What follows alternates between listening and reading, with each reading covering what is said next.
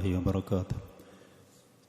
الحمد لله رب العالمين وصلى الله وسلم وبارك على نبينا محمد وعلى آله وأصحابه أجمعين.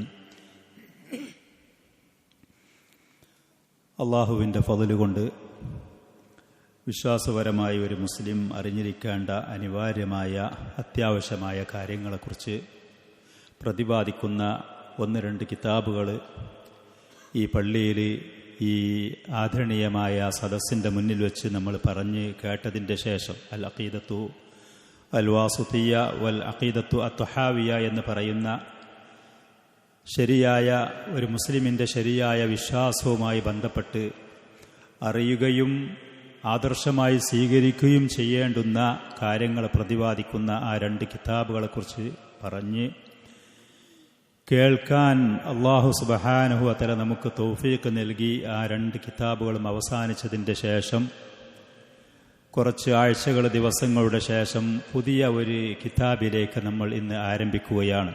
നിങ്ങളതിൻ്റെ പരസ്യത്തിൽ കണ്ടതുപോലെ അർ-റഹീഖുൽ മഖ്തൂം എന്ന പേരിൽ അറിയപ്പെട്ട ഇന്ത്യക്കാരനായ ഒരു പണ്ഡിതൻ എഴുതി രേഖപ്പെടുത്തിയ നബി സല്ലല്ലാഹു അലൈഹി വ ആലിഹി വസല്ലമയുടെ ചരിത്രവുമായി ബന്ധപ്പെട്ടുകൊണ്ട് അള്ളാഹുവിൻ്റെ റസൂലിൻ്റെ ജീവചരിത്രം, ഈ ലോകം കണ്ട, ഈ ഭൂമിയിൽ ചവിട്ടിയ ഏറ്റവും ഉത്തമനായ മനുഷ്യൻ, അതിലേറെ ശ്രേഷ്ഠനായ ഒരു വ്യക്തിയില്ല. അദ്ദേഹം എങ്ങനെ ജീവിച്ചു, അദ്ദേഹത്തിൻ്റെ ജീവിതം എങ്ങനെയായിരുന്നു, മനുഷ്യരായ നമ്മളൊക്കെ നേരിട്ടതുപോലത്തെ പല ജാതി പരീക്ഷണങ്ങളും പ്രതിസന്ധികളും എതിർപ്പുകളും വിമർശനങ്ങളും കാര്യങ്ങൾ നേരിട്ട സമയത്ത് അതിനെ അദ്ദേഹം എങ്ങനെ തരണം ചെയ്തുകൊണ്ട് മുന്നോട്ട് പോയി, സമൂഹത്തിന് എങ്ങനെ മാതൃകയായി അദ്ദേഹം ജീവിച്ചു. അത് ഒരു മുസ്ലിം സ്ത്രീയാണെങ്കിലും പുരുഷനാണെങ്കിലും മുതിർന്നവരും കുട്ടികളും അറിയേണ്ടതാണ്, അനിവാര്യമാണ്. ആ പ്രവാചകന്റെ ചരിത്രം നമ്മൾ അറിയുന്നത് കൊണ്ട് നമുക്ക് ഒരുപാട് നേട്ടങ്ങൾ അതുകൊണ്ട് ഉണ്ട് താനും. പ്രവാചകന്റെ സീറ പഠിക്കുന്നത് കൊണ്ട് എന്തൊക്കെയാണ് ഒരാൾക്ക് നേടാനുള്ളത്, അതുകൊണ്ട് എന്താണ് നമുക്ക് ആവശ്യമുള്ള കാര്യങ്ങൾ. പണ്ഡിതന്മാർ ആ വിഷയത്തിൽ വളരെ വിശാലമായി എഴുതിയതുണ്ട്. അബ്ദുർ റസാഖുൽ ബദർ ഹഫിളഹുല്ല ആ വിഷയമായി പറഞ്ഞ ചുരുക്കം ചില കാര്യങ്ങൾ, സീറ പഠിക്കുന്നത് കൊണ്ട് ഒരു മുസ്ലിമിന് ലഭിക്കുന്ന നേട്ടം, അതിനെക്കുറിച്ച് അദ്ദേഹം പറയുന്നത്, അള്ളാഹുവിൻ്റെ റസൂലിൻ്റെ ചരിത്രം പഠിക്കുക എന്ന് പറയുന്നത് ഗിദാഉൽ ലിൽ ഖുലൂബ്, മനുഷ്യ മനസ്സുകൾക്കുള്ള ശരിയായ ഭക്ഷണമാണത്. മനുഷ്യൻ്റെ മനസ്സ് നല്ല നിലക്ക് അത് ജീവിച്ച് മുന്നോട്ട് പോകാൻ അനിവാര്യമാണ് അള്ളാഹുവിൻ്റെ റസൂലിൻ്റെ ചരിത്രം അറിഞ്ഞിരിക്കുക എന്നുള്ളത്. വബഹജത്തുൽ ലിന്നുഫൂസ്, മനുഷ്യ മനസ്സുകൾക്കുള്ള ഒരു പ്രസന്നതയാണ്, അതിൻ്റെ ആഡംബരവും ആർഭാടവുമാണത്. വസആദത്തുൻ വലദ്ദത്തുൻ വഖുറത്തു ഐൻ, അവരുടെ മനസ്സിൻ്റെ കൺകുളിർമ, സംതൃപ്തിയാണതിൽ, വിജയവും ആസ്വാദനവും ആനന്ദവും അതിലുണ്ട്.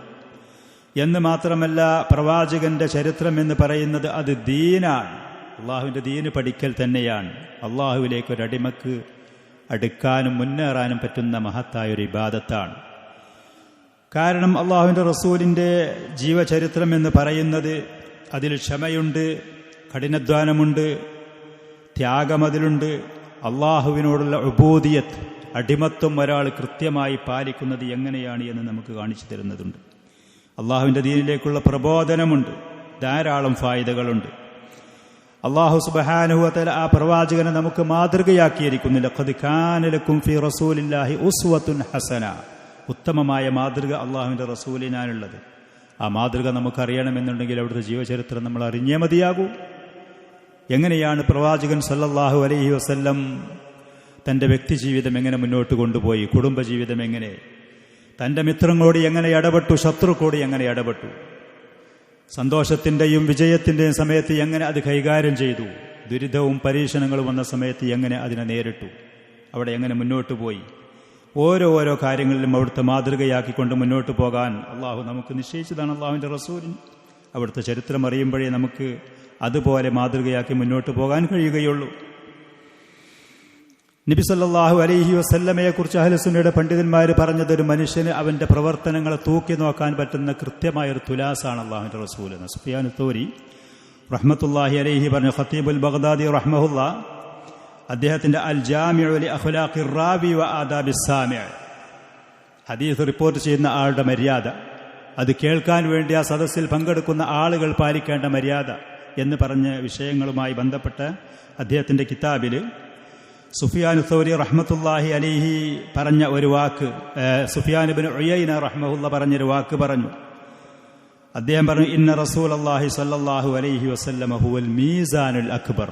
ആളുകൾക്ക് അവരുടെ പ്രവർത്തനങ്ങൾ, അവരുടെ സ്വഭാവങ്ങൾ, അവരുടെ ജീവിതത്തിന് അളന്ന് തൂക്കി നോക്കാൻ പറ്റുന്ന ഏറ്റവും വലിയ തുലാസാണ് അള്ളാഹുവിൻ്റെ റസൂൽ. എൻ്റെ വാക്കുകളും എൻ്റെ പ്രവൃത്തികളും ആ പ്രവാചകന്റെ വാക്ക് പ്രവൃത്തികളോട് യോജിച്ചുകൊണ്ടാണ് പോകുന്നു എന്നുണ്ടെങ്കിൽ അൽഹംദുലില്ലാ, സ്വീകാര്യോഗ്യമായതാണ്. അള്ളാഹുവിൻ്റെ അടുക്കൽ അംഗീകാരവും പരിഗണനയും പ്രതിഫലവും ഉള്ളതായിരിക്കും. ഒരു വ്യക്തിയുടെ വാക്കുകളും പ്രവൃത്തികളും അവൻ്റെ സ്വഭാവങ്ങളും അവൻ്റെ ഇടപാടുകളും അള്ളാഹുവിൻ്റെ റസൂലിന് വിരുദ്ധമാണെങ്കിൽ ആ വ്യക്തി അള്ളാഹുവിൻ്റെ അടുക്കൽ തള്ളപ്പെടുന്നവനും പരാജയപ്പെടുന്നവനുമായിരിക്കും, അവനെ സ്വീകരിക്കാൻ പറ്റാത്ത ആളായിരിക്കും. അപ്പോൾ നമുക്കുള്ള കാര്യങ്ങൾ മുഴുവനും നമുക്ക് തൂക്കി നോക്കാം അള്ളാഹുവിൻ്റെ റസൂലിൻ്റെ സുന്നത്തുമായി വെച്ചുകൊണ്ട്, അവിടുത്തെ ജീവചരിത്രവുമായി വെച്ചുകൊണ്ട്. അതേപോലെ നബി സല്ലല്ലാഹു അലൈഹി വസല്ലമയുടെ സീറ ഒരാൾ പഠിക്കുക എന്ന് പറയുന്നത് പരിശുദ്ധ ഖുർആൻ കൃത്യമായി പഠിച്ച് മനസ്സിലാക്കുക എന്നുള്ളത്. നമുക്ക് ഹിദായത്തിന് വേണ്ടി, നമുക്ക് റഹ്മത്തും നമ്മുടെ മനസ്സിന് ശമനവും ആശ്വാസവും ഒക്കെയായി അള്ളാഹു സുബ്ഹാനഹു വ തആല ഇറക്കിയ പരിശുദ്ധ ഖുർആൻ, അതിന് കൃത്യമായി ഒരാൾ മനസ്സിലാക്കാൻ അള്ളാഹുവിൻ്റെ റസൂലിൻ്റെ സീറ മനസ്സിലാക്കുമ്പോൾ അവന് സാധിക്കും. ഉമ്മുൽ മുഅ്മിനീൻ ആയിഷ റളിയല്ലാഹു അൻഹയോട് ഒരിക്കൽ ചോദിച്ചു, അള്ളാഹുവിൻ്റെ റസൂലിൻ്റെ സ്വഭാവം എങ്ങനെയായിരുന്നു? അവിടുന്ന് അവർ കൊടുത്ത മറുപടി, കാന ഖുലുഖുൽ ഖുർആൻ, പ്രവാചകന്റെ സ്വഭാവം പരിശുദ്ധ ഖുർആൻ പറഞ്ഞതുപോലെയായിരുന്നു. ഓരോ വിഷയങ്ങളിലും പ്രവാചകൻ സല്ലല്ലാഹു അലൈഹി വസല്ലം നല്ല മയമായ സ്വഭാവത്തോടുകൂടെ പെരുമാറേണ്ട സ്ഥലത്ത് അങ്ങനെ പെരുമാറിയിട്ടുണ്ട്. എന്നാൽ കർശനമായി പെരുമാറേണ്ട സമയത്ത് അങ്ങനെ തന്നെ പെരുമാറിയിട്ടുണ്ട്. ആളുകൾക്കൊരു തെറ്റിദ്ധാരണയുണ്ട്, ചിലപ്പോൾ നല്ല കാര്യങ്ങളൊക്കെ ഉപദേശിക്കുമ്പോൾ തെറ്റായ കാര്യങ്ങൾ തെറ്റാണ് എന്ന് പറയുമ്പോൾ അല്ലാഹുവിൻ്റെ റസൂൽ വളരെ മയത്തോടുകൂടെ പെരുമാറുന്ന ആളായിരുന്നു. അങ്ങനെയല്ല, ഒരു ഭാഗമാണത്. മയത്തോടുകൂടെ പെരുമാറേണ്ട സ്ഥലത്ത് സമയത്ത് അങ്ങനെ പെരുമാറുന്ന ആളായിരുന്നു. അള്ളാഹുവിൻ്റെ ഹദ്ദുകളും പരിധികളും ഒരാൾ അത് വിട്ടുകടക്കുകയാണെങ്കിൽ, അതിന് വിരുദ്ധമായി ചെയ്യുകയാണെങ്കിൽ അവിടെ വളരെ ഗൗരവമായ നിലക്ക് അവിടെ നിയമം എങ്ങനെയാണോ അനുശാസിക്കുന്നത്, ആവശ്യപ്പെടുന്നത്, അതുപോലത്തെ കർശനമായ നിലപാടുകൾ പ്രവാചകൻ സല്ലല്ലാഹു അലൈഹി വസല്ലമക്കുണ്ടായിരുന്നു. ആരെങ്കിലും ഒരു തെറ്റോ കാര്യങ്ങളോ ചെയ്തു എന്നുണ്ടെങ്കിൽ, പാപകരമായ വാക്കുകളോ പ്രവൃത്തികളോ കാണുകയാണെങ്കിൽ അത് എതിർക്കേണ്ടത് കൃത്യമായി അത് എതിർക്കുന്ന ആൾ തന്നെയായിരുന്നു. അവിടുന്ന് പ്രത്യേകിച്ച് ഖുത്ബയൊക്കെ, വെള്ളിയാഴ്ചയുള്ള ഖുത്ബകളൊക്കെ പറയുന്ന സമയത്ത് അവിടുത്തെ മുഖം വിവർണമാകുമായിരുന്നു, ചുവന്നു തുടുക്കുമായിരുന്നു, ശബ്ദം ഉയരുമായിരുന്നു. കഅന്നമാ ഹുവ യുൻദിറു ജയ്ഷൻ എന്ന്, ഒരു സൈന്യം വരുന്നുണ്ട് എന്നുള്ള താക്കീത് നൽകുന്നത് ഗൗരവത്തോടു കൂടെ. ജീവിതം ഒരു തമാശയുമൊന്നുമല്ല. ഗൗരവത്തിൻ്റെ സമയത്ത് ഗൗരവവും അതിൻ്റെ പ്രാധാന്യങ്ങൾ മനസ്സിലാക്കിക്കൊണ്ടുള്ള രീതി തന്നെയായിരുന്നു. പരിശുദ്ധമായ ഖുർആനിൽ എങ്ങനെയാണോ പറഞ്ഞത് അതുപോലത്തെ രീതിയിൽ മുഅ്മിനീങ്ങൾ, സത്യസന്ധരായ വിശ്വസ്തരായ മുഅ്മിനീങ്ങളുടെ മുന്നിൽ വളരെ മയത്തോടു കൂടെ തന്നെയായിരുന്നു അല്ലാഹുവിൻ്റെ റസൂലിൻ്റെ പെരുമാറ്റങ്ങൾ, സമീപനങ്ങൾ.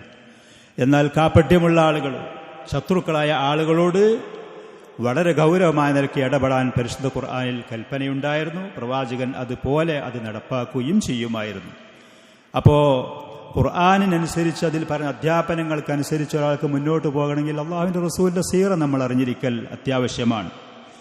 അതേപോലെ ആ പ്രവാചകനോടുള്ള സ്നേഹം, അവിടത്തോടുള്ള ആദരവ്, സ്നേഹം, അത് നമുക്ക് നിർബന്ധമായ കാര്യമാണ്. സ്വന്തം ശരീരത്തിനിലേറെ, മാതാപിതാക്കളിലേറെയൊക്കെ നമ്മൾ ആ പ്രവാചകനെ സ്നേഹിക്കാൻ ബാധ്യസ്ഥരാണ്. കടമയാണത് നമുക്ക്. ആ പറയുന്ന മഹബത്ത് നമുക്ക് കൂടിക്കൂടി വരാൻ അവിടുത്തെ ജീവചരിത്രം നമ്മൾ അറിയുന്തോറും ആ സ്നേഹം നമുക്ക് കൂടിക്കൊണ്ടിരിക്കും. ലാ യുഅ്മിനു അഹദുക്കും ഹത്താ അകൂന അഹബ്ബ ഇലൈഹി മിൻ വാലിദിഹി വവലദിഹി വന്നാസി അജ്മഈൻ. സ്വന്തം മാതാപിതാക്കളിലേറെ, സ്വന്തം ശരീരത്തിനിലേറെ, മറ്റ് എല്ലാത്തിനിലേറെ പ്രവാചകനെ സ്നേഹിക്കൽ നമുക്ക് നിർബന്ധമാണ്. ആ സ്നേഹം നമുക്ക് കൂടി വരണമെങ്കിൽ ആ പ്രവാചകൻ ആരായിരുന്നു, അദ്ദേഹത്തിൻ്റെ സ്ഥിതി എന്തായിരുന്നു, ചരിത്രം എങ്ങനെയായിരുന്നു, ഇത് നമ്മൾ അറിഞ്ഞിരിക്കൽ അത്യാവശ്യമാണ്. പിന്നെ അതേപോലെ ദീനുൽ ഇസ്ലാമിനെ കൃത്യമായി നമുക്ക് ഫോളോ ചെയ്യാൻ, അത് പിന്തുടർന്ന് മുന്നോട്ട് പോകാൻ നമ്മുടെ വിശ്വാസപരമായ കാര്യങ്ങളിൽ, ആരാധനകളിൽ, സ്വഭാവത്തിൽ, ഇടപാടുകളിൽ, മിത്രങ്ങളോടുള്ള പെരുമാറ്റത്തിൽ, ശത്രുക്കളോടുള്ള പെരുമാറ്റത്തിൽ, ഇങ്ങനത്തെ ഓരോ കാര്യങ്ങളിലും ആ പ്രവാചകന്റെ ചരിത്രം അത് മുഴുവത്തിലും ഊന്നി നിൽക്കുന്നതാണ്. അത് അറിയുമ്പോൾ നമുക്ക് ആ കാര്യങ്ങളിലൊക്കെ എങ്ങനെ മുന്നോട്ട് പോകാം, എങ്ങനെ ആ കാര്യത്തിൽ നിലപാടുകൾ എടുക്കാം എന്ന് മനസ്സിലാകാൻ ഇത് അനിവാര്യമാണ്. അന്നസീറത്ത്, അതേപോലെ അന്നസീറത്ത് ഫിഹാ തഅലീമുൽ ലിന്നഹ്ജി സ്വഹീഹി ഫി ദഅവതി ഇലല്ലാഹി അലാ ബസീറ, അല്ലാഹുവിലേക്കുള്ള പ്രബോധനത്തിന്റെ വിഷയത്തിൽ ശരിയായ മൻഹജിൽ, നിലപാടിൽ നിന്നുകൊണ്ട് പ്രബോധനം നടത്താൻ പ്രവാചകന്റെ ചരിത്രം, ജീവചരിത്രം അറിഞ്ഞിരിക്കൽ അത്യാവശ്യമാണ്. ചില ആളുകൾ ദഅവത്തിന്റെ വിഷയത്തിൽ തീവ്രവാദത്തിലേക്ക് പോകും, ഖവാരിജുകളെ പോലെ. ചില ആളുകൾ ദഅവത്തിന്റെ വിഷയത്തിൽ നിർബന്ധമായ കാര്യങ്ങൾ ഒഴിവാക്കി അനാസ്ഥ കാണിക്കുന്ന അവസ്ഥയിലേക്ക്. അള്ളാഹുവിന്റെ റസൂൽ ഈ കാര്യത്തിൽ മധ്യനിലവാരത്തിലായിരുന്നു, മിതമായ, നീതിയുക്തമായ, മധ്യമായ ആ നിലപാടിൽ, മൻഹജിലായിരുന്നു. ഖുൽ ഹാദിഹി സബീലി അദ്ഉ ഇലല്ലാഹി അലാ ബസീറത്തിൻ അന വമൻ ഇത്തബഅനി, ഞാൻ അള്ളാഹുവിലേക്ക് മാത്രമാണ് ദഅവത്ത് ചെയ്യുന്നത്, എന്നിലേക്ക് ആളുകളെ ആകർഷിക്കല്ല. എന്തെങ്കിലും ഭൗതികമായ നേട്ടത്തിന് വേണ്ടി ഞാൻ ആളുകളെ മുന്നിൽ നിൽക്കുകയുമല്ല. അള്ളാഹുവിലേക്ക് മാത്രമുള്ള ദഅവത്താണ്, അവന്റെ വജഹ് ഉദ്ദേശിച്ചുകൊണ്ടാണ്, അവന്റെ തൃപ്തി പ്രതീക്ഷിച്ചുകൊണ്ടാണ്. അലാ ബസീറത്തിൻ അന വമൻ ഇത്തബഅനി, അതിൽ കൃത്യമായ തെളിവും അറിവും അഹങ്കാഴ്ചയുടെ അടിസ്ഥാനത്തിലാണ്, വിഡ്ഢിത്തരമൊന്നും വിളിച്ചു പറയല്ല. ഖുർആന്റെ സുന്നത്തിന്റെ വ്യക്തമായ അറിവിന്റെ അടിസ്ഥാനത്തിൽ, ഉൾക്കാഴ്ചയുടെ അടിസ്ഥാനത്തിലാണ്. എന്റെ സ്ഥിതി അതാണ്, എന്റെ കൂടെ കൂടിയ ആളുകളും അങ്ങനെയായിരിക്കണം. അലാ ബസീറത്തിൻ അന വമൻ ഇത്തബഅനി, ഇൽമില്ലാതെ ദഅവത്ത് നടത്താൻ പാടില്ല. ഇൽമൊക്കെ ഉണ്ട് എന്നുണ്ടെങ്കിൽ മൗനം പാലിച്ചുകൊണ്ട് നിൽക്കാനും പാടില്ല. കൃത്യമായ തെളിവും രേഖകളും അറിയുന്നതിന്റെ അടിസ്ഥാനത്തിൽ അള്ളാഹുവിന്റെ റസൂൽ അത് ആളുകൾക്ക് അറിയിച്ചു കൊടുത്തിരുന്നു. അൻദിർ അശീറത്തക്കൽ അഖ്റബീൻ, ആദ്യ കാലഘട്ടത്തിൽ ഏറ്റവും അടുത്ത കുടുംബങ്ങൾക്ക് ദഅവത്ത് നൽകാനാണ് അള്ളാഹുവിന്റെ കൽപ്പന ഉണ്ടായിരുന്നത്. പിന്നീട് അള്ളാഹു സുബ്ഹാനഹു വിശാലമായി ശറഇന്റെ, ദീനിന്റെ ഓരോ കാര്യങ്ങൾ അറിയിച്ചു കൊടുക്കുന്നതിനനുസരിച്ച് അള്ളാഹുവിന്റെ റസൂൽ അത് ജനങ്ങൾക്ക് അറിയിച്ചു കൊടുത്തു. അറിയാത്ത വിഷയങ്ങൾ പ്രവാചകന്റെ മുന്നിൽ വരുന്ന സമയത്ത് എൻ്റെ അടുത്ത് അതിനെക്കുറിച്ച് വ്യക്തമായൊരു അറിവ് ഇല്ല എന്ന് തന്നെ പറയുമായിരുന്നു. ഖൗല റളിയല്ലാഹു അൻഹയുടെ ഭർത്താവ് അവരെ ളിഹാർ നടത്തിയ സമയത്ത് പ്രവാചകന്റെ മുന്നിൽ വന്ന് ഫത്വ ചോദിച്ചു. ആ വിഷയത്തിൽ എൻ്റെ അടുത്ത് അള്ളാഹുവിൽ നിന്ന് പുതിയതായൊരു വിവരം ഇല്ല എന്ന് പറഞ്ഞു. അവർ അള്ളാഹുവിനോട് പരിഭവം പറയുകയും അള്ളാഹു അതിന് ആ സമയത്ത് വഹി നൽകിക്കൊണ്ട് പരിഹാരങ്ങൾ അറിയിച്ചു കൊടുത്ത സംഭവങ്ങൾ ഖുർആനിന്റെ തഫ്സീറുകളിൽ അത് വ്യക്തമാണ്. ഇതേപോലെ അറിയാത്ത കാര്യങ്ങൾ അറിയുകയില്ല എന്ന് തന്നെ പറഞ്ഞു. അറിയുന്ന നിർബന്ധമായ ബാധ്യതകൾ കൃത്യമായി പ്രവാചകൻ സല്ലല്ലാഹു അലൈഹി വസല്ലം അത് എത്തിച്ച് അറിയിച്ചു കൊടുക്കുക തന്നെ ചെയ്തു. ഇതിലൊന്നും ഒന്നിരിക്കൽ പരിധി വിട്ട് കടന്ന് അങ്ങോട്ട് പോകാതെ, അലസതയും അനാസ്ഥയും കാണിക്കാതെ വ്യക്തമായ നിലയ്ക്ക് കാര്യങ്ങൾ ചെയ്തു. പ്രവാചകന്റെ ആ മൻഹജ്, ആ സീറ, ചരിത്രം കൃത്യമായി പഠിച്ച അഹ്ലുസുന്നയുടെ ഉലമാക്കൾ അന്നും ഇന്നും ഈ പറയുന്ന കാര്യങ്ങൾ അത് ഭംഗിയായി അവർ നിർവഹിക്കുകയും ചെയ്തു. അതേപോലെ വളർന്നു വരുന്ന തലമുറകൾ, യുവാക്കളും യുവതികളും, കൗമാരത്തിലുള്ള കുട്ടികൾ, അതേപോലെ ചെറിയ കുട്ടികളൊക്കെ ദീനുൽ ഇസ്ലാമിന്റെ ശരിയായ ആ ആദർശം, കാര്യങ്ങളും സ്വഭാവങ്ങളും വേഷവിധാനങ്ങളും അത് സ്വീകരിച്ചുകൊണ്ട് വളർന്നു വരാൻ അള്ളാഹുവിന്റെ റസൂലിന്റെ ഈ ജീവചരിത്രങ്ങൾ അറിയൽ അനിവാര്യമാണ്. മാതാപിതാക്കൾക്ക് ഇതറിയണം, അധ്യാപകന്മാർക്ക് ഇതറിയണം. അപ്പം അത് കുട്ടികൾക്ക് പറഞ്ഞു കൊടുക്കുക. അവർക്ക് ഈ പറയുന്ന ജീവചരിത്രത്തിന് മാതൃകയാക്കിക്കൊണ്ട് മുന്നോട്ട് പോയി കുട്ടികൾ, വളർന്നു വരുന്ന കുട്ടികൾക്ക് ഇത് കണ്ട് പഠിച്ച് മനസ്സിലാക്കി മുന്നോട്ട് പോകാൻ കഴിയും. അങ്ങനെ മുന്നോട്ട് പോകാൻ കഴിയാതെ ഈ വിവരങ്ങൾ ഇല്ല എന്നുണ്ടെങ്കിൽ മുസ്ലിം ഉമ്മത്തിൽ നിന്ന് വളർന്നു വരുന്ന തലമുറ കുഫാറുകളെയും ഫുജാറുകളെയും അനുകരിക്കുന്നത് സംസാരത്തിന്റെ വിഷയത്തിൽ, വേഷത്തിന്റെ വിഷയത്തിൽ, സ്വഭാവങ്ങളുടെ വിഷയത്തിൽ ഇന്ന് ധാരാളം നമ്മളത് കണ്ടുകൊണ്ടിരിക്കുന്നു. അള്ളാഹുവിന്റെ റസൂലിന്റെ മാതൃക ഇതിൽ എന്താണ്, അവിടുത്തെ ജീവചരിത്രത്തിൽ എന്താണ് ഈ വിഷയങ്ങൾ വന്നത്, അറിയാത്ത തലമുറ വളർന്നു വരുന്ന ദയനീയമായ രംഗം നമ്മൾ കണ്ടുകൊണ്ടേയിരിക്കുന്നു. യുവാക്കളും യുവതികളും കൗമാരക്കാരായ പ്രായത്തിലുള്ളവരൊക്കെ അള്ളാഹുവിന്റെ റസൂലിന്റെ ഈ ജീവചരിത്രങ്ങളും കാര്യങ്ങളും അറിയാതെ വിശ്വാസപരമായ കാര്യങ്ങളിൽ, അവരുടെ നിത്യ ജീവിതത്തിൽ, ആദാബുകളിൽ, സ്വഭാവങ്ങളിലൊക്കെ ദീനുൽ ഇസ്ലാമിൽ വ്യതിചലിച്ചു പോകുന്ന ധാരാളം കാര്യങ്ങൾ. നേരെ മറിച്ച് അവിടുത്തെ ജീവചരിത്രം കണ്ട് മനസ്സിലാക്കി അദബുകളും കാര്യങ്ങളും സ്വഭാവങ്ങളും മനസ്സിലാക്കിയാൽ അവര് സന്മാർഗം ലഭിച്ചവരും വിജയിച്ചവരും നല്ല ആളുകളും വ്യക്തിത്വങ്ങളുമായി അവരെ നമുക്ക് കാണും.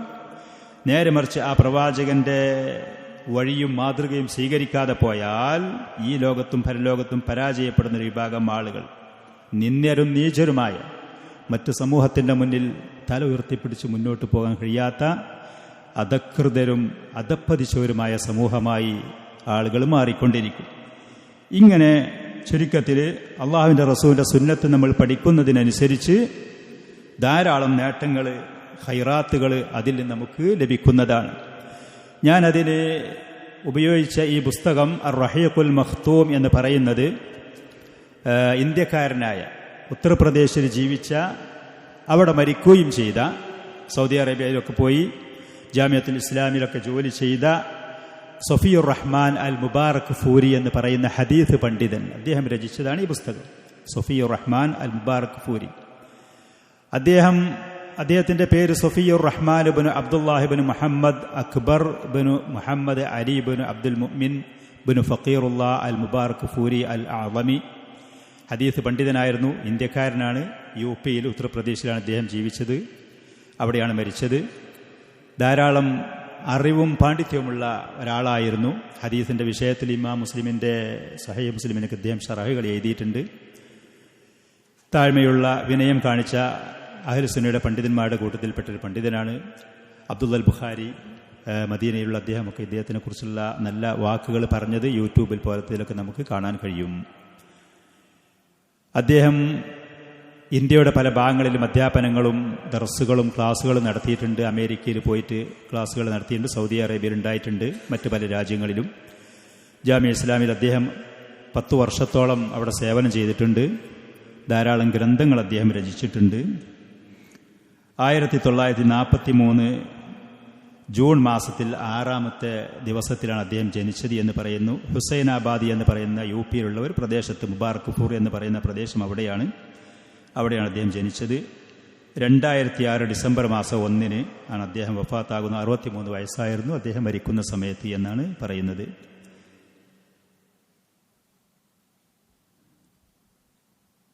ഹുസൈനാബാദി എന്ന് പറയുന്ന ഉത്തർപ്രദേശിലുള്ള പ്രദേശത്തായിരുന്നു. അദ്ദേഹത്തിൻ്റെ കുടുംബ പാരമ്പര്യം അൻസാറുകളിലേക്ക് ചെന്നു ചേരുന്നു എന്ന് ചരിത്രകാരന്മാരായ പലരും അവരുടെ ഗ്രന്ഥങ്ങളിൽ ഇദ്ദേഹത്തിൻ്റെ തർജമ ജീവചരിത്രം എഴുതിയ സമയത്ത് പറഞ്ഞിരിക്കുന്നു. സഹാബി അബു അയ്യൂബുൽ അൻസാരി റളിയല്ലാഹു അൻഹുവിൻ്റെ സന്താന പരമ്പരകളിൽപ്പെട്ട ആളായിരുന്നു ഇദ്ദേഹം എന്ന് അദ്ദേഹത്തിൻ്റെ ജീവചരിത്രം എഴുതിയ പലരും അത് പറഞ്ഞത് കാണുന്നുണ്ട്. ജാമിയ ഇസ്ലാമിൽ അദ്ദേഹം, മദീനയിലുള്ള ജാമിയ ഇസ്ലാമിൽ അദ്ദേഹം 10 വർഷത്തോളം സേവനം അനുഷ്ഠിച്ചിട്ടുണ്ട്. അതേപോലെ തന്നെ UPയിലുണ്ടായിരുന്ന ബനാറസിൽ അദ്ദേഹം ജാമിയ സലഫിയ അവിടെ ഉണ്ട്, അതിൽ അധ്യാപകനായി സേവനം അനുഷ്ഠിച്ചിട്ടുണ്ട്. അതേപോലെ ജംഇയ്യത്ത് അഹ്ലുൽ ഹദീസിൻ്റെ ആദ്യകാലത്ത് പ്രത്യേകിച്ചുണ്ടായിരുന്നു. ഇപ്പോൾ രാഷ്ട്രീയപരമായ നിലക്കൊക്കെ വ്യതിചലനങ്ങൾ സംഭവിച്ചിട്ടുള്ളവർക്ക് അതിൻ്റെ ഇടയ്ക്ക് അഹ്ലുസുന്നയുടെ പണ്ഡിതന്മാരുമായി നല്ല ബന്ധമുള്ള സമയത്ത് അദ്ദേഹം അതിൻ്റെ തലവനായി സേവനം അനുഷ്ഠിച്ചിട്ടുണ്ട്. പിന്നെ ദാറുസ്സലാം എന്ന് പറയുന്നൊരു മക്തബയുണ്ട്, ഗ്രന്ഥാലയത്തിൻ്റെ, അതിൻ്റെ മുഷരിഫായിട്ട് മേൽനോട്ടും കാര്യങ്ങളുമായിട്ട് അദ്ദേഹം സൗദിയിൽ റിയാദിൽ കുറച്ചു കാലം ഉണ്ടായിട്ടുണ്ട്. റഹീഖുൽ മഖ്തൂം എന്ന് പറയുന്ന അദ്ദേഹത്തിൻ്റെ ഈ കിതാബ് 15ഓളം മറ്റ് ഭാഷകളിലേക്ക് വിവർത്തനം ചെയ്യപ്പെട്ടിട്ടുണ്ട് എന്നുള്ളത്. 15ഓളം മറ്റ് ഭാഷകളിലേക്ക്. ഇതല്ലാത്ത മറ്റ് ചില കിതാബുകളും ഗ്രന്ഥങ്ങളും അദ്ദേഹത്തിനുണ്ട്. മിന്നത്തുൽ മുൻഇം എന്ന് പറയുന്ന സ്വഹീഹ് മുസ്ലിമിന് ശറഹ് അദ്ദേഹം എഴുതിയിട്ടുണ്ട്.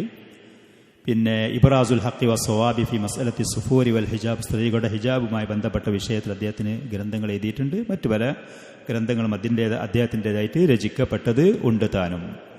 റഹീഖുൽ മഖ്തൂം എന്ന് പറയുന്ന ഈ പുസ്തകം അദ്ദേഹം എഴുതാനുണ്ടായ കാരണം 1976-77 കാലഘട്ടത്തിൽ, ഹിജറ 1396 വർഷത്തിൽ റാബിത്തത്തുൽ ആലമുൽ ഇസ്ലാമി പാകിസ്ഥാനിൽ വെച്ച് സംഘടിപ്പിച്ച ഒരു സമ്മേളനത്തിൽ നബി സല്ലല്ലാഹു അലൈഹി വസല്ലമയുടെ ജീവചരിത്രവുമായി ബന്ധപ്പെട്ടുകൊണ്ട് നമുക്ക് ഒരു മത്സരം, ഒരു മുസാബക്ക നടത്തണം. അതിൽ ആ വിഷയത്തിൽ അവഗാഹമുള്ള പണ്ഡിതന്മാർ അവരുടെ അഭിപ്രായങ്ങൾ എഴുതി രേഖപ്പെടുത്തി ഗ്രന്ഥങ്ങൾ കൊണ്ടുവരുന്നൊരു മത്സരം നമുക്ക് നടത്തണം എന്ന് പറഞ്ഞ് അവിടെ വെച്ച് തീരുമാനമുണ്ടായി റാബിത്തത്തുൽ ആലമുൽ ഇസ്ലാമി. അങ്ങനെ അത് അവർ അനൗൺസ് ചെയ്തതിൻ്റെ അടിസ്ഥാനത്തിൽ അന്ന് ഇസ്ലാമിക ലോകത്തും മുസ്ലിം രാജ്യങ്ങളല്ലാത്ത സ്ഥലങ്ങളിൽ ജീവിക്കുന്ന മുസ്ലിമീങ്ങളായ ആളുകളും പണ്ഡിതന്മാരും അതിലേക്ക് അവരുടെ കൃതികൾ എഴുതി അയക്കുകയാണ് ചെയ്തത്. ആ കൂട്ടത്തിൽ ഇദ്ദേഹവും തന്നെ റഹീഖുൽ മഖ്തൂം എന്ന് പറഞ്ഞ നബി സല്ലല്ലാഹു അലൈഹി വസല്ലം ജീവചരിത്രത്തിനെ കുറിച്ച് വിശകലനം ചെയ്തുകൊണ്ട് ഈ പറയുന്ന ഗ്രന്ഥം എഴുതി അദ്ദേഹം അയച്ചു എന്നുള്ളത്. അതിൽ ഒന്നാമത്തെ സമ്മാനമായിട്ട് അവർ നൽകിയിരുന്നത്, റാബിത്ത് നൽകിയിരുന്നത് 50,000 റിയാലായിരുന്നു. ഏറ്റവും ആദ്യം വിജയിക്കുന്ന ഒന്നാമത്തെ സമ്മാനാർഹനായ ആൾക്ക് അവർ സമ്മാനമായിട്ട് നൽകാൻ തീരുമാനിച്ചത് 50,000 സൗദി റിയാലായിരുന്നു. അദ്ദേഹം പറയുകയാണ്, അള്ളാഹുവിൻ്റെ ഫള് കൊണ്ട് ഒരിക്കലും പ്രതീക്ഷിക്കാത്ത ആ സമ്മാനത്തിന് അർഹൻ, ഒന്നാമത്തെ സ്ഥാനത്തിന് അദ്ദേഹം ഉടമയായി എന്നുള്ളത്. അങ്ങനെയാണ് ഈ പുസ്തകം തിരഞ്ഞെടുക്കപ്പെടുകയും റാബിത്തയുടെ ചെലവിൽ തന്നെ ഈ പുസ്തകം അറബിയിലും അറബി അല്ലാത്ത മറ്റ് ഭാഷകളിലും ഇത് പ്രിന്റ് ചെയ്ത് ലോകത്തിൻ്റെ മുസ്ലിം രാജ്യങ്ങളിലും അല്ലാത്ത രാജ്യങ്ങളിലും മുസ്ലിമീങ്ങൾക്കൊക്കെ ഇത് വിതരണം ചെയ്തു അവർ എന്നുള്ളതാണ്. അങ്ങനെയാണ് അദ്ദേഹം ഈ ഗ്രന്ഥം രചിക്കാനുണ്ടായ കാരണം അതാണ്. തുടക്കത്തിൽ അദ്ദേഹം നബി സല്ലല്ലാഹു അലൈഹി വസല്ലമയുടെ ചരിത്രം പറയുന്നതിൻ്റെ കൂട്ടത്തിൽ നബി സല്ലല്ലാഹു അലൈഹി വസല്ലം അറബിയായിരുന്നു, അറബി രാജ്യത്ത് ജീവിച്ച ആളാണ്. അതുകൊണ്ട് തന്നെ അറേബ്യൻ രാജ്യത്തിനെ കുറിച്ച് ചെറിയ നിലക്കുള്ള വിശദീകരണങ്ങൾ, ആ രാജ്യത്ത് പ്രവാചകന്റെ മുമ്പ് ഉണ്ടായിരുന്ന അവിടുത്തെ സാമൂഹികമായ അന്തരീക്ഷം, ഭരണകൂടങ്ങൾ, രാഷ്ട്രീയമായ സാഹചര്യങ്ങൾ, അതിനെക്കുറിച്ച് ചെറിയ നിലക്ക് അദ്ദേഹം വിശദീകരിക്കുന്നുണ്ട്. ആ പറഞ്ഞത് പൂർണ്ണമായി ഒരു പക്ഷേ ഞാൻ പറയണമെന്നില്ല, നമുക്ക് അത്യാവശ്യമായി അറിയുന്ന ഉദാഹരണം പറയാം. അപ്പോൾ ഇസ്മായിൽ നബിനെ കുറിച്ച് ഇബ്രാഹിം നബിയുടെ ചരിത്രം അതിൽ പറയുന്നുണ്ട്. അങ്ങനത്തെ അത്യാവശ്യമുള്ള ചില ഭാഗങ്ങൾ ഞാൻ ഒന്ന് വായിച്ചു പോവുകയാണ് ചെയ്യുന്നത്. അതിൻ്റെ ശേഷം നബി സല്ലല്ലാഹു അലൈഹി വസല്ലമയുടെ ചരിത്രത്തിലേക്ക് അദ്ദേഹം കടന്ന ഭാഗം അള്ളാഹുവിൻ്റെ ഫള് കൊണ്ട് ചെറിയ നിലക്ക് നമ്മൾ പറഞ്ഞ് കേട്ടു പോകാം എന്നാണ് ഞാൻ ആഗ്രഹിക്കുന്നത്. അള്ളാഹു തൗഫീഖ് നൽകുമാറാവട്ടെ. നല്ല നിലക്ക് ഇത് പറയാനും കേൾക്കാനും അള്ളാഹു നമുക്ക് സഹായിക്കുമാറാവട്ടെ. നബി സല്ലല്ലാഹു അലൈഹി വസല്ലമയുടെ ജീവചരിത്രത്തിൽ നിന്ന് മാതൃക ഉൾക്കൊണ്ട് ആ പ്രവാചകനെ മാതൃകയാക്കി ജീവിക്കാൻ അള്ളാഹു നമുക്കും നമ്മുടെ കുടുംബങ്ങൾക്കും മുസ്ലിമീങ്ങളായ ആളുകൾക്കും തൗഫീഖ് നൽകുമാറാവട്ടെ. ആ പ്രവാചകനെ മാതൃകയാക്കി നമ്മൾ ജീവിക്കുന്നത് കാരണം ഇസ്ലാമിൻ്റെ ശത്രുക്കൾ, വിരുദ്ധ ചേരിയിലുള്ള ആളുകൾക്ക് ഇസ്ലാമിനെ കുറിച്ച് മനസ്സിലാക്കാനും പഠിക്കാനും യഥാർത്ഥ ദീനിലേക്ക് അവർക്ക് ആകൃഷ്ടരാകാനും അത് കാരണമാവുകയും ചെയ്യുമാറാവട്ടെ. പല ആളുകളുടെയും പ്രവർത്തനങ്ങൾ ദീനുൽ ഇസ്ലാമിലേക്ക് വരാൻ ആഗ്രഹമുള്ള, താല്പര്യമുള്ള ആളുകളെപ്പോലും അതിൽ നിന്ന് തടയുന്ന നിലക്കുള്ള പ്രവർത്തനങ്ങളാണ്. അത് വളരെ ഗൗരവമുള്ള വിഷയമാണ്. ഒരിക്കലും നമ്മുടെ ഭാഗങ്ങളിൽ നിന്ന്, വാക്ക് പ്രവർത്തികളിൽ നിന്ന് ഒരിക്കലും അങ്ങനത്തെ കാര്യങ്ങൾ ഉണ്ടാവാൻ ഇടയാവരുത്. നാം ജാഗ്രത പാലിക്കുകയും വേണം. സഫിയുർ റഹ്മാൻ അദ്ദേഹം പറയാണ്, മൗഖിഉൽ അറബി റഹിമഹുല്ല പറയാണ്, മൗഖിഉൽ അറബി വ അൻവാ വ അഖ്വാമുഹ, അറേബ്യൻ രാജ്യത്തിൻ്റെ സ്ഥിതി, അവിടെയുള്ള ജനങ്ങളുടെ സ്ഥിതി. ഇന്ന സീറത്തൻ നബവിയ്യത അലാ സാഹിബിഹ അസ്സലാത്തു വസ്സലാം, നബി സല്ലല്ലാഹു അലൈഹി വസല്ലമയുടെ സീറ എന്ന് പറയുന്നത് ഹിയ ഫിൽ ഹഖീഖത്തി ഇബാറത്തുൻ അനി റിസാലത്തില്ലത്തി ഹമലഹാ റസൂലുള്ളാഹി സല്ലല്ലാഹു അലൈഹി വസല്ലം. അള്ളാഹുവിൻ്റെ റസൂലിൻ്റെ ജീവചരിത്രം എന്ന് പറഞ്ഞതുകൊണ്ട് ഉദ്ദേശിക്കുന്നത് ആ റസൂല് ഏറ്റെടുത്ത് കൈമാറിയ, എത്തിച്ചു തന്ന ആ പ്രബോധനം, ആ സന്ദേശം, അതാണ് യഥാർത്ഥത്തിൽ റസൂലിൻ്റെ ജീവചരിത്രം എന്ന് പറയുന്നത്. മനുഷ്യ സമൂഹങ്ങളിലേക്ക് ആ റസൂല് എത്തിച്ചു തന്ന ആ സന്ദേശമാണ്, വാക്കാലും പ്രവർത്തിയാലും. വതൗജീഹൻ വസുലൂക്കൻ, മാർഗനിർദ്ദേശങ്ങളാലും വഴികളാലും. വഖല്ലബ ബിഹാ മവാസീനുൽ ഹയാ, മനുഷ്യരായ ആളുകളുടെ ജീവിതത്തിൻ്റെ ലെവല് ആ പ്രവാചകൻ വന്ന് മാറ്റിമറിച്ചു എന്നുള്ളത്. ജാഹിലിയ കാലഘട്ടം എന്ന് പറയുന്നത് അതിന് മാത്രം കുത്തഴിഞ്ഞതും അധപ്പതിച്ചതുമായിരുന്നു. മനുഷ്യരല്ലാത്ത ഒരു സ്വഭാവത്തോടു കൂടെ ജീവിക്കുന്ന, കാലികളിലേറെ, നാൽക്കാലികളിലേറെ അധപ്പതിച്ചുകൊണ്ട് ആളുകൾ ജീവിക്കുന്ന ഒരു സമൂഹമായിരുന്നു അതിൻ്റെ മുമ്പുണ്ടായിരുന്നത്. ആ പറയുന്ന ലെവലിനെ പൂർണ്ണമായി മാറ്റിമറിച്ചു നബി സല്ലല്ലാഹു അലൈഹി വസല്ലം ഈ സന്ദേശവുമായി വന്നു എന്നുള്ളത്. ഫബദ്ദല മക്കാന സയ്യിഅത്തിൽ ഹസന, തിന്മയുടെ സ്ഥാനത്ത് പ്രവാചകൻ നന്മ കൊണ്ടുവന്നു. വഅഖ്റജ ബിഹന്നാസ മിനൽ ദുലുമാതി ഇലൻ നൂർ, ഇരുൾമുറ്റിയ അന്തരീക്ഷത്തിൽ നിന്ന്, സ്വഭാവ വിശേഷണങ്ങളിൽ നിന്ന് ആളുകളെ ആ ഇരുളിൽ നിന്ന് പ്രകാശത്തിലേക്ക് കൊണ്ടുവന്നു. വമിൻ ഇബാദത്തിൽ ഇബാദി ഇല ഇബാദത്തില്ല, ആളുകളെ ആരാധിക്കുന്ന അവസ്ഥയായിരുന്നു അന്നുണ്ടായിരുന്നു. മനുഷ്യരെ തന്നെ ആരാധിക്കുന്ന, ഇന്നും തന്നെ വിഗ്രഹ ആരാധകരായ ആളുകളും മറ്റും ആ പണി ഇന്നും യഥേഷ്ടം ചെയ്തുകൊണ്ടിരിക്കുന്നു. നമ്മുടെ നാട്ടിലൊക്കെ നമുക്കത് വളരെ വ്യക്തമായി അറിയുന്നതാണ്. അപ്പം മനുഷ്യർ അടിമകളെ ഇബാദത്ത് ചെയ്യുന്നതിന് പകരം അള്ളാഹുവിനെ മാത്രം ഇബാദത്ത് ചെയ്യുന്നതിലേക്ക് കാര്യങ്ങളെ എത്തിച്ചു പ്രവാചകൻ സല്ലല്ലാഹു അലൈഹി വസല്ലം. ഹത്താ അദ്ദല ഖത്ത താരിഖി വഗയ്യറ മജ്റൽ ഹയാത്തി ഫിൽ ആലമിൽ ഇൻസാനി, മനുഷ്യലോകത്ത് ജീവിതത്തിൻ്റെ സഞ്ചാരപാത നബി സല്ലല്ലാഹു അലൈഹി വസല്ലം മാറ്റിമറിച്ചു. ചരിത്രത്തിൻ്റെ രേഖ അള്ളാഹുവിൻ്റെ റസൂൽ ശരിയായ ദിശയിലേക്ക് കൊണ്ടുവന്നും ചെയ്തു. ചരിത്രം അത് വികലമായി സഞ്ചരിക്കുകയായിരുന്നു. ആളുകൾ അത് ശരിയായ രേഖയിലേക്ക്, ശരിയായ വഴിയിലേക്ക് കൊണ്ടുവന്നു. ولا يتم إحضار هذه الصورة الرائية إلا بعد المقارنة بين البيئة التي سبقت هذه الرسالة بين ما آلت إليه بعدها. പ്രവാചകന്റെ ജീവചരിത്രം ഒരാൾക്ക് മനസ്സിലാക്കണമെന്നുണ്ടെങ്കിൽ പ്രവാചകൻ വരുന്നതിൻ്റെ മുമ്പ് ലോകത്തിൻ്റെ അവസ്ഥ എന്തായിരുന്നു, പ്രവാചകൻ വന്നതിൻ്റെ ശേഷം ലോകത്തിൻ്റെ അവസ്ഥ എന്തായി എന്ന് താരതമ്യം ചെയ്യുമ്പോഴേ അത് കൃത്യമായിട്ട് ഒരാൾക്ക് അറിയാൻ കഴിയുള്ളൂ. അങ്ങനെ ഒരാൾക്ക് അറിയണമെന്നുണ്ടെങ്കിൽ നബി സല്ലല്ലാഹു അലൈഹി വസല്ലം വരുന്നതിൻ്റെ മുമ്പ് സമൂഹങ്ങളുടെ അവസ്ഥ എന്തായിരുന്നു, ഭരണകൂടങ്ങൾ എങ്ങനെ കൈകാര്യം ചെയ്തു, ജനങ്ങളെ എങ്ങനെ ഭരണം നടത്തി, ആളുകൾ എങ്ങനെ ഈ ലോകത്ത് ജീവിച്ചു എന്നുള്ള ചെറിയ നിലക്ക് നമ്മളൊന്ന് അറിയണം എന്ന് ഷെയ്ഖ് പറഞ്ഞുകൊണ്ട് പറയാണ്, മൗഖിഉൽ അറബ്, അറബികൾ ഈ ഭൂമിയിൽ ജീവിക്കുന്ന അവരുടെ പ്രദേശം, അതിനെക്കുറിച്ചാണ് അദ്ദേഹം പറയുന്നത്. ഈ അറബി എന്ന് പറയുന്ന വാക്ക് കലിമത്തുൽ അറബി തുംബിഉ അനി സഹാറ വൽ ഖിഫാർ, ഒരുപാട് മരുഭൂമി, ഒരുപാട് വിജനമായ പ്രദേശങ്ങൾ, ഇതാണ് അറബ് എന്ന് പറഞ്ഞ വാക്ക് തന്നെ സൂചിപ്പിക്കുന്നത് അതിനെ. എന്നല്ലാതെ പച്ചപ്പുകൾ ധാരാളം, കൃഷിത്തോട്ടങ്ങൾ ധാരാളം, കൃഷിയോഗ്യമായ തടാകങ്ങൾ, പുഴകൾ, തോടുകൾ, ഇതുപോലത്തെ സമൃദ്ധമായ ജീവിതത്തിന് ഉപകാരപ്രദമായ സാഹചര്യങ്ങൾ ഒന്നും തന്നെ ഇല്ലാത്ത ഒരുപാട് മണൽ പ്രദേശങ്ങൾ ഇന്നും അങ്ങനെയാണ്. അതേപോലെ ജനവാസമില്ലാത്ത ഒഴിഞ്ഞു കിടക്കുന്ന ഒരുപാട് സ്ഥലങ്ങൾ, ചിലത് കാടുകളുണ്ടാകും, ചിലത് വിജനമായ പ്രദേശങ്ങളുണ്ടാകും. ഇതാണ് അറബ് എന്ന് പറഞ്ഞ വാക്ക് തന്നെ അതിനെയാണ് സൂചിപ്പിക്കുന്നത്. അതേപോലെ വൽ അർദിൽ മുജ്ദിബത്തില്ലതി ലാ മാഅ ഫീഹാ വലാ നബൗ, സസ്യങ്ങൾ അവിടെ ഇല്ല, ആളുകൾക്ക് ഉപയോഗിക്കാനുള്ള ശരിയായ വെള്ളം അവിടെ ഇല്ല. ഇനി വെള്ളം ഉണ്ടെങ്കിൽ തന്നെ അത് ഉപ്പ് വെള്ളമാണ് ധാരാളമുള്ളത്, ശരിയായ നമുക്കൊക്കെ ഒന്ന് ലഭിക്കുന്നത് പോലത്തെ വെള്ളവുമില്ല. മനുഷ്യ താമസത്തിന് അനുയോജ്യമായ സാഹചര്യങ്ങളൊന്നുമില്ലാത്തത്. അതേപോലെ വഖദ് ഉത്ലിഖ ഹാദൽ ലഫ്ളു മുൻദു അഖ്ദമിൽ ഉസൂരി അലാ ജസീറത്തുൽ അറബ്, ജസീറത്തുൽ അറബി എന്ന് പറയുന്ന ആ പ്രദേശത്തിന് ഉപദ്വീപ് എന്ന് പറയാൻ കാരണം പൂർണ്ണമായി വെള്ളം കൊണ്ട് ചുറ്റിയതല്ല, ചില ഭാഗങ്ങൾ കരയുണ്ട്, എന്നാൽ അതിൻ്റെ 3/4 ഭാഗങ്ങളും കടലുകൾ കൊണ്ട് വലയം ചെയ്യപ്പെട്ട പ്രദേശമാണ്. ആ പറയുന്നതിനാണ് പഴയ കാലം മുതൽ തന്നെ അറബി എന്ന് പറയുന്ന ആ വാക്ക് അതിൻ്റെ മേൽ പറയലുണ്ട്. കമാ ഉത്ലിഖ അലാ ഖൗമിൻ ഫഖതനു തിൽക്കൽ അർള വത്തഖദുഹാ മൗത്തിനൻ ലഹും, ആ രാജ്യത്ത് ജീവിക്കുന്ന ജനങ്ങൾക്കും അറബികൾ പറയും, ആ പ്രദേശത്തിനും അറബ് എന്ന് പറയും. ഇതാണ് അറബ് എന്നുള്ള വാക്ക് പഴയ കാലത്തിന്, ഇസ്ലാമിൻ്റെ മുമ്പ് തന്നെ അങ്ങനെയാണ് സൂചിപ്പിക്കുന്നത്. ജസീറത്തുൽ അറബി എന്ന് പറയുന്നത് യഹുദ്ദുഹ ഗർബൻ അൽ ബഹറുൽ അഹ്മർ, അതിൻ്റെ പടിഞ്ഞാറ് ഭാഗം ചെങ്കടലാണ്. വഷിബുഹു ജസീറത്തി സീന, അതേപോലെ തന്നെ സീന പർവ്വതം എന്ന് പറയുന്ന ഫലസ്തീൻ്റെയും മിസ്റിൻ്റെയും ഇടയിലുണ്ടായിരുന്ന ആ ഭാഗമാണ്. പിന്നെ മറ്റൊന്ന് ഷർക്കൻ, അതിൻ്റെ കിഴക്ക് ഭാഗം അൽ ഖലീജുൽ അറബി, ഗൾഫ് കടലാണ് അതിൻ്റെ കിഴക്ക് ഭാഗത്തുള്ളത്. വജുസുഉം മിൻ ബിലാദിൽ ഇറാഖി അൽ ജനൂബിയ, ഇറാഖിൻ്റെ കുറച്ച് ഭാഗങ്ങളും കരയായിട്ട് ഉണ്ട് താനും. വ ജനൂബൻ, തെക്ക് ഭാഗം ബഹറുൽ അറബി എന്ന് പറഞ്ഞ അറേബ്യൻ കടല്, അല്ലദീ ഹുവ ഇംതിദാദുൽ ലി ബഹറിൽ ഹിന്ദ്, ഇന്ത്യൻ മഹാസമുദ്രം എന്നൊക്കെ പറഞ്ഞ് നമ്മളോട് പറയുന്ന ആ സമുദ്രം അങ്ങനെ പോയി പിന്നെ അറേബ്യൻ നാടുകൾ എത്തുമ്പോൾ അറബിക്കടൽ എന്ന് പറയുന്ന ആ ഭാഗമാണ് അതിൻ്റെ തെക്ക് ഭാഗം.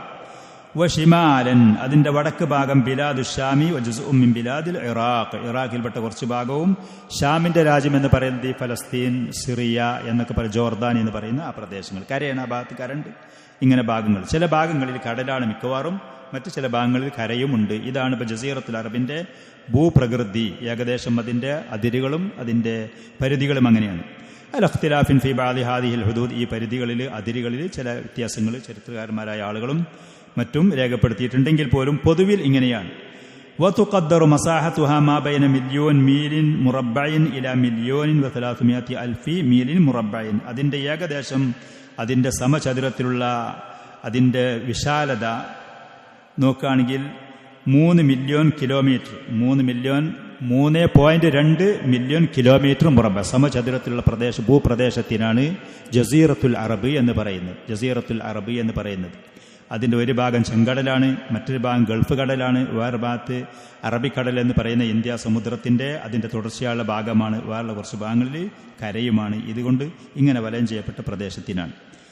ജസീറത്തുൽ അറബ് വലി ജസീറത്തുൽ അറബി അഹമ്മിയത്തുൻ ബാലിഗത്തുൻ മിൻ ഹൈസു മൗഖിഅഹ അത്വബീഇ വൽ ജഗ്റാഫി, പ്രകൃതിപരമായിട്ടും അതേപോലെ തന്നെ ഭൂമിശാസ്ത്രപരമായിട്ടും മറ്റ് ഭൂമിയിലുള്ള മറ്റ് രാജ്യങ്ങൾക്കുള്ള അപേക്ഷ നോക്കുകയാണെങ്കിൽ ജസീറത്തുൽ അറബിന് അമിതമായ പ്രാധാന്യമുണ്ട് എന്നുള്ളത്. അമിതമായ, ഒരു ഭാഗത്ത് കരയാണ്, ആളുകൾക്ക് എത്തിച്ചേരാൻ പറ്റും, മറ്റൊരു ഭാഗത്ത് കടലാണ്, ആളുകൾക്ക് അതിലെ കടൽ മാർഗം എത്തിച്ചേരാൻ പറ്റുന്ന മറ്റ് ലോകത്തുള്ള രാജ്യങ്ങൾ അപേക്ഷിച്ചുള്ള നോക്കുകയാണെങ്കിൽ ഈ പറയുന്നതിന് പ്രകൃതിപരമായിട്ടും അതേപോലെ ഭൂമിശാസ്ത്രപരമായിട്ടും അതിപ്രധാനപ്പെട്ട ഒരു സ്ഥലമാണ് ജസീറത്തുൽ അറബ്. فإنها في وضعها الداخلي محاطة بالصحارى والرمال من كل جانب. അതിന്റെ ഉള്ളിൽ ചെന്ന് നോക്കുകയാണെങ്കിൽ എല്ലാ സ്ഥലത്തും ഈ പറഞ്ഞതുപോലെ മണലുകളും മണൽ പ്രദേശങ്ങളും അതേപോലെ തന്നെ ഒഴിഞ്ഞു കിടക്കുന്ന പ്രദേശങ്ങൾ ജനവാസത്തിന് അനുയോജ്യമല്ലാത്ത പ്രദേശങ്ങളാണ്. അതുകൊണ്ട് തന്നെ വലി അജരിഹാദ അൽ വദഇ സ്വാറത്തിൽ ജസീറത്തു ഹിസ്നൻ മനിഅൻ ലം യസ്തതിൽ അജാനിബു അൻ യഹ്തല്ലുഹ. മറ്റ് വിദേശികളായ ആളുകൾക്ക് ഈ പറയുന്ന ജസീറത്തുൽ അറബിനെ നമ്മുടെ രാജ്യം പോലത്തെ രാജ്യങ്ങൾ അധീനപ്പെടുത്താൻ സാധിച്ചില്ല എന്നുള്ളത്. അല്ലാഹു സുബ്ഹാനഹു വ തആല ജസീറത്തുൽ അറബിൽ ഇന്ന് നമ്മൾ കാണുന്ന ഖൈറാത്തുകളും ബറക്കാത്തുകളും ധാരാളം അതിൻ്റെ മണലിൻ്റെ ഉള്ളിൽ ഒളിപ്പിച്ചു വെച്ചിരുന്നു.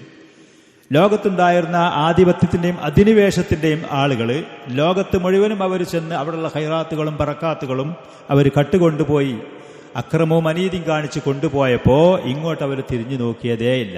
അവിടെ അവർക്ക് വേണ്ട സാധനങ്ങളൊന്നും ഇല്ല തന്നെ, ഖൈറാത്തുകളൊന്നും പ്രത്യക്ഷത്തിലില്ല. യഥാർത്ഥത്തിൽ ഇന്ന് ഈ കാണുന്ന നിഅമത്തുകളും സമ്പത്തുകളും അതിൻ്റെ സ്രോതസ്സുകളും മുഴുവനും അല്ലാഹു സുബ്ഹാനഹു വ തആല ഈ മണലിൻ്റെ ഉള്ളിൽ ഒളിപ്പിച്ച് വെച്ചത് ഉണ്ടായിരുന്നു എന്നുള്ളതാണ് സത്യം. അങ്ങനെ ലോകത്തുണ്ടായിരുന്ന ആധിപത്യ ശക്തികളാരും തന്നെ ഈ പറയുന്ന ജസീറത്തുൽ അറബിനെ അവർ അധീനപ്പെടുത്താൻ വന്നില്ല. അവർ അവിടെ വബസത്തു അലൈഹ സൈത്തറത്തുഹും വനുഫൂദ്, മറ്റ് രാജ്യങ്ങളിലൊക്കെ അവർ ചെയ്തതുപോലത്തെ ഈ ഒരു ആക്രമണം ആധിപത്യം അവരവിടെ ചെയ്തില്ല എന്നുള്ളത്. വലിദാലിക നറാ സുക്കാനിൽ ജസീറത്തി അഹ്റാറൻ ഫി ജമീഇ ശുഊനി മുൻദു അഖ്ദമിൽ ഉസൂർ. അതുകൊണ്ട് തന്നെ മുൻകാലം തന്നെ ഇസ്ലാമിൻ്റെ മുമ്പ് അടക്കം ജസീറത്തുൽ അറബിൽ ജീവിക്കുന്ന ആളുകൾ പൂർണ്ണ സ്വതന്ത്ര മാനസികാവസ്ഥ ഉള്ള ആളുകളാണ്. മറ്റുള്ളവരെ പോലത്തെ ഒരു അടിമ മനോഭാവം, മറ്റു ലോകത്തുള്ള ആളുകൾ ശത്രുക്കൾ വന്ന് ആധിപത്യം പുലർത്തിയിട്ട് പേടിച്ച് ഭീഷണിപ്പെടുത്തി ഒരു അടിമ മനോഭാവം ഈ അറബികൾക്ക് അന്നുമില്ല ഇന്നുമില്ല. അവരെ ആ ഭൂപ്രദേശത്ത് മറ്റ് ആരും തന്നെ വന്ന് ആധിപത്യം പുലർത്തുകയും ചെയ്തിട്ടില്ല. മാ അന്നഹും കാനൂ മുജാബിരീൻ അലി ഇമ്രാത്തൂരിയത്തേൻ അളീമത്തേൻ. അന്നത്തെ ഏറ്റവും വലിയ വൻശക്തികളായ രണ്ട് രാജ്യക്കാർ ഇവരുടെ അടുത്തുണ്ട് താനും. ഒന്ന് റോമക്കാരുണ്ട്, മറ്റൊന്ന് പേർഷ്യക്കാരുമുണ്ട്. മറ്റൊന്ന് പേർഷ്യക്കാരുമുണ്ട്. പക്ഷെ അവർ പോലും ഇവിടെ ആധിപത്യം നടത്താനോ ഇവരെ വന്ന് എന്തെങ്കിലും ചെയ്യാനോ അവർ തുനിഞ്ഞില്ല എന്നുള്ളത്. കാരണം അവർക്ക് ഉദ്ദേശിച്ച സമ്പത്തോ കാര്യങ്ങളോ ഇവിടുന്ന് ലഭിക്കാൻ അവരുടെ കണ്ണിൽ കണ്ടില്ല എന്നുള്ളതാണ്. ലം യകൂനു യസ്തതിഊന ദഫഅ ഹജ്മാതിഹിമ ലൗലാ ഹാദാ സദ്ദുൽ മനി. അല്ലാഹു സുബ്ഹാനഹു വ തആല അവന്റെ ഹിക്മത്ത് കൊണ്ട് ഇങ്ങനത്തെ ഒരു സംവിധാനം ഇവർക്ക് ഒരുക്കി കൊടുത്തത് കൊണ്ട്, അഥവാ മണൽ പ്രദേശമാണ്, ഒഴിഞ്ഞു കിടക്കുന്ന പ്രദേശമാണ്, ആളുകൾക്ക് ആവശ്യമില്ലാത്ത പ്രദേശമായതുകൊണ്ട് ഈ ഒരു സംരക്ഷണം ഈ അറബികൾക്ക് ഒരുക്കി കൊടുത്തത് കൊണ്ട് മറ്റുള്ള ആളുകൾക്ക് അവിടെ ആക്രമണം നടത്താനോ ആധിപത്യം നടത്താനോ അവർ തുനിഞ്ഞില്ല, അവർ ലക്ഷ്യം വെച്ചതുമില്ല. വഅമ്മാ ബിന്നിസ്ബതി ഇലൽ ഖാരിജ്, ഈ പറയും ജസീറത്തുൽ അറബിന്റെ പുറത്തേക്ക് നോക്കുകയാണെന്നുണ്ടെങ്കിൽ ഫഇന്നഹ തഖഅ ബൈനൽ ഖാറാത്തിൽ മഅറൂഫത്തി ഫിൽ ആലമിൽ ഖദീം. ലോകത്ത് അറിയപ്പെട്ട വലിയ വൻകരകൾ ഏഷ്യ, യൂറോപ്പ്, അമേരിക്ക, ആഫ്രിക്ക പോലത്തെ ഈ വൻകരകളുടെ ഇടയിലാണ് ഈ ഖലീജുൽ അറബ്, ഈ ജസീറത്തുൽ അറബ് സ്ഥിതി ചെയ്യുന്നത്. വതൽതഖി ബിഹി ബർറൻ വബഹറൻ, കടലിൽ കൂടെയും കരയിൽ കൂടെയും അങ്ങോട്ടും ഇങ്ങോട്ടും അവിടെ വെച്ച് പോകാനും ബന്ധപ്പെടാനും കഴിയും. ഫഇന്ന നാഹിയതഹ ശിമാലിയത അൽ ഗർബിയത, അതിന്റെ വടക്ക് പടിഞ്ഞാറ് ഭാഗം ബാബുൽ ദുഖൂലി ഇലാ ഖാറത്തി ഇഫ്രീഖിയ, മിസ്ർ, അതേപോലെ തന്നെ തുനീസ്, ലിബിയ പോലത്തെ ആഫ്രിക്കയിലേക്ക് പോകാൻ പറ്റുന്ന സ്ഥലങ്ങളാണ്. വതൽതഖി ബിഹി തൈം വനാഹിയതുഹ അശ്ശിമാലിയത്തു ഷർഖിയ, അതിന്റെ കിഴക്ക് പടിഞ്ഞാറ് എന്ന് പറയുന്ന മിഫ്താഹുൽ ഖാറത്തി ഉറൂബ, യൂറോപ്പിലേക്ക് പോകാൻ പറ്റുന്ന വഴി അതിലുണ്ട്. വന്നാഹിയത്തു ഷർഖിയത്തു തഫ്തഹു അബ്വാബൽ അജം, അതിന്റെ കിഴക്ക് ഭാഗത്തിൽ കൂടെ പോവുകയാണെന്നുണ്ടെങ്കിൽ ഫാരിസ്, അതിന്റെ ഭാഗങ്ങൾ ഇറാന്, അവിടുന്ന് കഴിഞ്ഞാൽ അഫ്ഗാനിസ്ഥാൻ, സിന്ധ്, പാകിസ്ഥാന് പോലത്തെ ഈ പറയുന്ന പ്രദേശങ്ങളിലേക്ക് അതിൽ കരമാർഗം പോകാൻ കഴിയും. വമിൻ സമ്മ ആസിയൽ ഉസ്താവ ജനൂബുഹാവ ഷർഖുൽ ബൈദ്, മറ്റുള്ള പ്രദേശങ്ങളിലേക്ക് എത്തിച്ചേരാൻ കഴിയും. വകദാലിക തൽതഖി കുല്ലു ഖാറത്തിൻ ബിൽ ജസീറത്തി ബഹർ, കടൽ മാർഗത്തിൽ കൂടെയും ഈ ജസീറത്തുൽ അറബിയയിലേക്ക് മറ്റുള്ള വൻകരകളിൽ നിന്ന് വന്നു ചേരാനും പോകാനും കഴിയും. വതുർസി സുഫ്നഹ വബവാഖിറഹ അലാ മീനാഇൽ ജസീറത്തി റഅസ്, അതിന്റെ കപ്പലുകളും അതിന്റെ വാഹനങ്ങളും അവിടെ വന്ന് നങ്കൂരമിടാനൊക്കെ കഴിയുന്ന അവസ്ഥയിലായിരുന്നു. അഥവാ ലോകത്ത് ഏറ്റവും പ്രധാനപ്പെട്ട എല്ലാ നിലക്കും, യാത്രക്കും കച്ചവടങ്ങൾക്കും ആളുകളുടെ ജീവിത ഉപാധികൾക്കും അഭിവൃദ്ധിപ്പെടാനൊക്കെ പറ്റുന്ന ഒരു സ്ഥലത്താണ്. പക്ഷെ ഇവരുടെ നാട്ടിൽ ഈ പറയുന്ന സംവിധാനങ്ങളൊന്നും അള്ളാഹു നൽകിയതും കൊടുത്തതുമില്ല എന്ന് ചുരുക്കത്തിൽ. വലി അജ്ലി ഹാദൽ വദഇൽ ജഗ്റാഫി, ഭൂമിശാസ്ത്രപരമായ ഈ ഒരു അവസ്ഥയിലായിരുന്നു ജസീറത്തുൽ അറബ്. കാരണം കാന ഷിമാലുൽ ജസീറത്തി വ ജനൂബുഹ മൗഇലൽ ലിൽ ഉമം. അതുകൊണ്ട് തന്നെ ഈ ജസീറത്തുൽ അറബിന്റെ പടിഞ്ഞാറും അതിലെ തെക്ക് ഭാഗങ്ങളൊക്കെ ലോകത്തുള്ള മറ്റ് ആളുകളൊക്കെ വന്ന് താമസിച്ച് ആവാസ കേന്ദ്രമാക്കി തീർത്തു എന്നുള്ളത്. മർക്കസൻ ലിതബാദുലി തിജാറത്തി വ സഖാഫത്തി വ ദിയാനത്തി വൽ ഫുനൂൻ. ആളുകളുടെ മതപരമായ കാര്യങ്ങൾ, സാംസ്കാരികമായ കാര്യങ്ങൾ, കച്ചവടങ്ങളൊക്കെ അവർക്ക് കൈകാര്യം ചെയ്യാൻ ഏറ്റവും നല്ലൊരു സെന്ററായിട്ട് ജസീറത്തുൽ അറബിനെ അവർ ഉപയോഗിച്ചു. ജസീറത്തുൽ അറബിന്റെ ഉള്ളിൽ ഇതൊന്നും ഇല്ലെങ്കിലും മറ്റ് ലോകത്തിൽ നിന്ന് അത് അങ്ങോട്ട് കൊണ്ടുവരാനും അങ്ങോട്ട് പോകാനും വരാനും ഏറ്റവും നല്ല പറ്റുന്ന ഒരു പ്രദേശമായിരുന്നു ജസീറത്തുൽ അറബ്. വഅമ്മ അഖ്വാമുൽ അറബി, അറബികളായ ജനങ്ങളുടെ അവസ്ഥ, ഫഖദ് ഖസ്സമഹ അൽ മുവർരിഖൂൻ ഇലാ സലാസത്തി അഖ്സം. 3 വിഭാഗം ആളുകളായിരുന്നു ഈ ജസീറത്തുൽ അറബിൽ താമസിച്ചിരുന്നത്. ബിഹസ്ബി അദ്ദലാലാത്തി അസ്സുലാലാത്തി അല്ലത്തി യൻഹദിറൂന മിൻഹ. അവർ പെരുകി വളർന്നു വന്ന തലമുറകൾ നോക്കിയാൽ 3 വിഭാഗം. ഒന്നാമത്തത് അൽ അറബുൽ ബാഇദ എന്ന പേരിൽ അറിയപ്പെടുന്നവർ, നാമാവശേഷമായി പോയ അറബികൾ. അവരുടെ ചരിത്രമൊന്നും ഇന്ന് ഖുർആനിൽ കൂടെ ഹദീസിൽ കൂടെ വന്ന ചുരുക്കം ചില കാര്യങ്ങളല്ലാതെ മറ്റ് വിശദമായ ചരിത്രങ്ങളും കാര്യങ്ങളും അറിയാത്ത അൽ അറബുൽ ബാഇദ. അതുകൊണ്ട് ഉദ്ദേശിക്കുന്നത് വഹും അൽ അറബുൽ ഖുദാമല്ലദീന ഇൻഖറദു തമാമൻ, പൂർണ്ണമായിട്ട് അവരുടെ ചരിത്രം അറ്റുപോയിട്ടുണ്ട്, ഈ ലോകത്തിൽ നിന്ന് നാമാവശേഷമായി പോയിരുന്നു. വലം യകുൻ അൽ ഹുസൂലു അലാ തഫാസീലി കാഫിയ അലാ താരീഖിഹിം. അവരുടെ ചരിത്രം വിശദമായി നമുക്കറിയില്ല. ഖുർആനിൽ കൂടെ ചുരുക്കം വന്നത്, ഹദീസിൽ കൂടെ വന്നതുണ്ടെങ്കിൽ അത് മാത്രം. ഏതുപോലെ മിസ്ല ആദിൻ വ സമൂദ്. ആദ് സമൂദിനെ കുറിച്ച് ഖുർആനിൽ വന്നിട്ടുണ്ട്. നബി സല്ലല്ലാഹു അലൈഹി വസല്ലമയുടെ ചില ഹദീസുകൾ അവരെ കുറിച്ചുള്ള ചെറിയ വിശദീകരണങ്ങൾ വന്നിട്ടുണ്ട്. ആദ് സമൂദ്, തസം, ജദീസ്, അംലാഖ്, ഉമൈം, ജുർഹും, ഹളൂർ, വബാർ, അബീൽ, ജാസിം, ഹളറമൗത്ത് വഗൈരിഹ. ഇതുപോലത്തെ ആളുകൾ വലിയ വലിയ തലമുറകളായിരുന്നു. ഈ ആദ് സമൂദിനെ കുറിച്ച് പറഞ്ഞ സമയത്ത് സ്വാഭാവികമായിട്ട് നമ്മൾ റിയാദിൽ പോയ സമയത്ത് ഷെയ്ഖ് മുഹമ്മദ് റംസാൻ ഹാജിരി ഹഫിളഹുല്ല ജുമാ നിസ്കാരത്തിന്റെ ശേഷം അദ്ദേഹത്തിന് ദർസുണ്ടായിരുന്നു അവിടെ.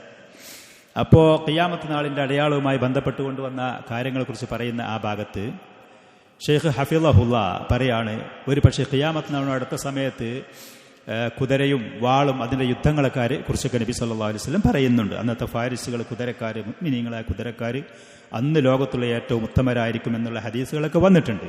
എന്നിട്ട് ഷെയ്ഖ് പറയാണ്, ആധുനികമായ വലിയ വലിയ യുദ്ധ ഉപകരണങ്ങളും സംവിധാനങ്ങളും ആളുകളും ഒരുക്കൂട്ടി ഇതിനെക്കുറിച്ച് ഇങ്ങനെ പറഞ്ഞ് സമൂഹത്തിന് ആളുകളെ പേടിപ്പിക്കുന്ന കാലഘട്ടത്തിലാണ് നമ്മൾ ജീവിക്കുന്നത്.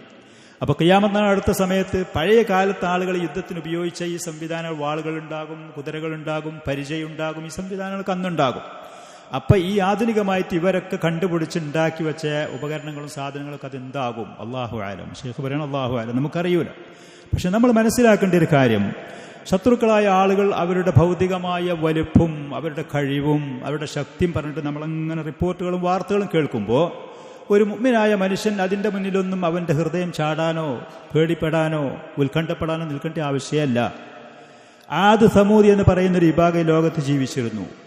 ആദി എന്ന് പറയുന്ന ആ ആളുകൾ, അവരെക്കുറിച്ച് പറഞ്ഞു മൻ അശദ്ദു മിന്നാ ഖുവ്വത്തൻ എന്ന് പറഞ്ഞു. ഷെയ്ഖിന്റെ ദർസിൽ ഷെയ്ഖ് പറഞ്ഞ കാര്യങ്ങൾ, നമ്മളിലേറെ ശക്തരായ ആളുകൾ ആരാണ് ഈ ഭൂമിയിൽ? അള്ളാഹു സൃഷ്ടിച്ച അള്ളാഹു അവരെ കുറിച്ച് ലം യുഖ്ലഖ് മിസ്ലുഹാ ഫിൽ ബിലാദ്. അത്ര ശക്തരും കരുത്തരുമായ ആളുകളെ ഭൂമിയിൽ സൃഷ്ടിക്കപ്പെട്ടിട്ടില്ല. പർവ്വതങ്ങൾ തുരന്നിട്ട് നല്ല നല്ല കൊട്ടാരങ്ങൾ അവരുണ്ടാക്കിയിരുന്നു. നിരപ്പായ സ്ഥലങ്ങളിൽ അതിലേറെ കരുത്തുറ്റ ഭവനങ്ങൾ അവരുണ്ടാക്കിയിരുന്നു. ഇന്നും സൗദി അറേബ്യൻ്റെ ചില സ്ഥലങ്ങളിൽ പോയി നോക്കിയാൽ അന്നത്തെ കാലത്ത് ഇവരുണ്ടാക്കിയ വീടുകൾ കണ്ട അത്ഭുതപ്പെടും. ആധുനികമായ എഞ്ചിനീയറിംഗ് കൊണ്ട് ഇന്നുണ്ടാക്കിയ ബിൽഡിങ്ങുകളൊന്നും അല്ല അതിൻ്റെ സ്ഥാനത്തേക്ക് വെച്ചാൽ. എവിടെ എന്നിട്ട് ഈ പറഞ്ഞ ആളുകളൊക്കെ അവിടെ ഉള്ളത് ഭൂമിയിൽ? ഈ ശക്തരും അഹങ്കാരികളുമായി ഭൂമിയിൽ നടന്ന ഇവരൊക്കെ എവിടെയുള്ളത്? ചരിത്രത്തിൽ അവരുടെ വിവരങ്ങൾ പോലും ഈ പറഞ്ഞ മാന്തി നോക്കിയിട്ടും തുറന്നു നോക്കിയിട്ടും ഈ പറയുന്ന ആളുകൾ ഭൂമിയിൽ പരീക്ഷണം നോക്കിയിട്ടും കരുതി നോക്കിയിട്ടും കാണില്ല. അതുകൊണ്ട് തന്നെ കുഫാറുകളും ഫുജാറുകളും പറഞ്ഞ് പേടിപ്പെടുത്തുന്നുണ്ടെങ്കിൽ, എന്ത് പറഞ്ഞ് പേടിപ്പെടുത്തുകയാണെങ്കിലും, യഥാർത്ഥ തൗഹീദും സുന്നത്തിനും ജീവിക്കുന്ന ഒരു മുസ്ലിം ആണെങ്കിലും അവൻ്റെ കയ്യും കാലും വറക്കേണ്ട ആവശ്യമില്ല, മനസ്സ് കിടിലം കൊള്ളേണ്ട ആവശ്യമില്ല. അള്ളാഹുവിൻ്റെ ദീന് മുറുക്കി പിടിക്കുന്നൊരു മനുഷ്യൻ്റെ മുന്നിൽ ഒരു ശക്തിയും ഒന്നുമല്ല. അള്ളാഹു സുബ്ഹാനഹു വ തആല അവരെ ശിക്ഷിച്ചത് തന്നെ കാറ്റ് കൊണ്ടാണ് ശിക്ഷിച്ചത്. നമുക്ക് സാധാരണ പറച്ചിലുണ്ട്, കുട്ടികളൊക്കെ ആകുമ്പോൾ പറയില്ലേ, ഞാൻ എന്ന് പറയുമ്പോൾ ഊതിയാ പാറുന്ന ആളാണ് ചെയ്യുന്നത് പറയും. ഊതിയാ പാറാനുള്ളൂ അങ്ങനെ പറയില്ലേ നമ്മൾ? ഏത് വലിയ സ്റ്റാമിന കാട്ടിയാലും മസിൽ കാട്ടിയാലും പവർ കാട്ടിയാലും ഊതിയാ പാറും. അള്ളാഹു സുബ്ഹാനഹു വ തആല അവരെ കാറ്റ് കൊണ്ടാണ് ശിക്ഷിച്ചത്. ആ കാറ്റ് തന്നെ 7 ലയാലിൻ വ 8 അയ്യാമിൻ, 7 സബഅലയാലിൻ വ സമാനിയത അയ്യ 7 രാത്രിയും 8 പകലുമായിട്ട് ശക്തമായ കാറ്റ് കൊണ്ട് നിങ്ങളൊന്നുമല്ല. അള്ളാഹുവിൻ്റെ ശക്തിൻ്റെ മുന്നിൽ കുഫാറുകളും ഫുജാറുകളും ഒന്നുമല്ല എന്ന് മനസ്സിലാക്കി തരാൻ. ഇന്ന് ചരിത്രം പറയുന്ന ആളുകൾ സഫീർ റഹ്മാൻ റഹിമഹുല്ല പറയാണ്, ചരിത്രത്തിൻ്റെ പുസ്തകത്തിൽ പരിശോധിച്ച് നോക്കുമ്പോൾ ഓരൊരു വിവരവുമില്ല. കുഫാറുകൾ ഫുജാറുകൾ അള്ളാഹുവിൻ്റെ ഉഖൂബത്ത് ഏറ്റുവാങ്ങി നശിച്ചുപോയി. അതികഠിനമായ ശിക്ഷയിൽ അവരുടെ ബർസഖിയായ കാലത്ത് ജീവിക്കുന്നു. ഖിയാമത്ത് നാളിൽ അതിലേറെ ശക്തമായ ശിക്ഷയിലേക്ക് അവർ കാത്തു നിൽക്കുന്നു, ഒരുങ്ങി നിൽക്കുന്നു. അവരെ ചരിത്രം പരിശോധിച്ച് നോക്കുന്ന ആളുകൾക്ക് ഒരു തുമ്പും പാലും അവരെക്കുറിച്ച് കിട്ടാൻ പറ്റുന്ന അവസ്ഥയിലല്ല താനും. അതുകൊണ്ട് നമ്മൾ ഇന്നത്തെ കാലത്തും ഇതുപോലത്തെ തലക്കാനുള്ള ആളുകൾ ദീനിന് വിരുദ്ധമായ കുഫാറുകളും ശത്രുക്കളും പറയുന്നുണ്ടെങ്കിൽ യഥാർത്ഥ തൗഹീദും സുന്നത്തിലും പോകുന്ന ഒരു വ്യക്തി ഒരിക്കലും പേടിപ്പെടാൻ നിൽക്കരുത്. അല്ലാഹു സുബ്ഹാനഹു വ തആലക്ക് നിമിഷ നേരം കൊണ്ട് കൈകാര്യം ചെയ്യാൻ കഴിയും.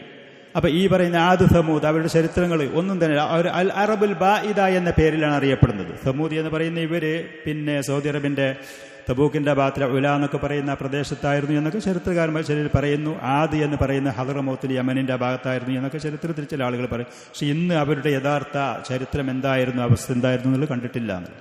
അറബുൽ ബാഇദ. അതേപോലെ അൽ അറബുൽ ആരിബ എന്ന മറ്റൊരു വിഭാഗം. അൽ അറബുൽ ആരിബ എന്ന് പറയുന്നവർ വഹും അൽ അറബു അൽ മുൻഹദിറത്തു മിൻ സുൽബി യശ്ജുബ് ഇബ്നു യഅറുബ് ഇബ്നു ഖഹ്താൻ എന്ന് പറയുന്ന അവരുടെ വലിയ പിതാവിൻ്റെ പേര് ഖഹ്താന്റെ മകൻ യഅറുബ്, ആ വ്യക്തിയുടെ മകൻ യശ്ജുബ്. ആ പരമ്പരയിൽ നിന്ന് വന്ന അറബികൾ. ഇവർ യഥാർത്ഥ അറബികൾ തന്നെയായിരുന്നു. ഭാഷാപരമായിട്ടും ഇവർ അറബികളായിരുന്നു, ഗ്രാമീണ അറബികളായിരുന്നു. മറ്റ് ഭാഷക്കാരുമായി ഒരു ബന്ധം ഇല്ലാത്ത യഥാർത്ഥ അറബികളായിരുന്നു. ഇവർക്ക് അൽ അറബുൽ ഖഹ്താനിയ എന്ന പേരിലൊക്കെ അറിയപ്പെടും. യമനിലും സൗദി അറേബ്യയുടെ റിയാദിൻ്റെയൊക്കെ ഏകദേശ ഭാഗത്തും മറ്റ് ചില ഗൾഫ് നാടുകളിലൊക്കെ ഇവരുടെ പേരിൽ ഖഹ്താനികൾ എന്ന് പറയുന്നവർ ഇന്നും നമുക്ക് കാണാൻ കഴിയും. ഈ കുടുംബവുമായി ചേർന്ന് പറയുന്ന ആളുകൾ ഖഹ്താനികൾ. പിന്നെ മൂന്നാമത്തെ വിഭാഗം അൽ അറബുൽ മുസ്തഅരിബ. അൽ അറബുൽ മുസ്തഅരിബ എന്ന് പറഞ്ഞാൽ അവർ ഭാഷാപരമായിട്ട് ആദ്യം അറബികൾ അല്ലായിരുന്നു. പിന്നീട് അവർ അറബി പഠിച്ചിട്ട് ഇന്ന് നമ്മൾ കാണുന്ന അറബികളുടെ പൂർവീകരായി ജീവിച്ച ആളുകൾ.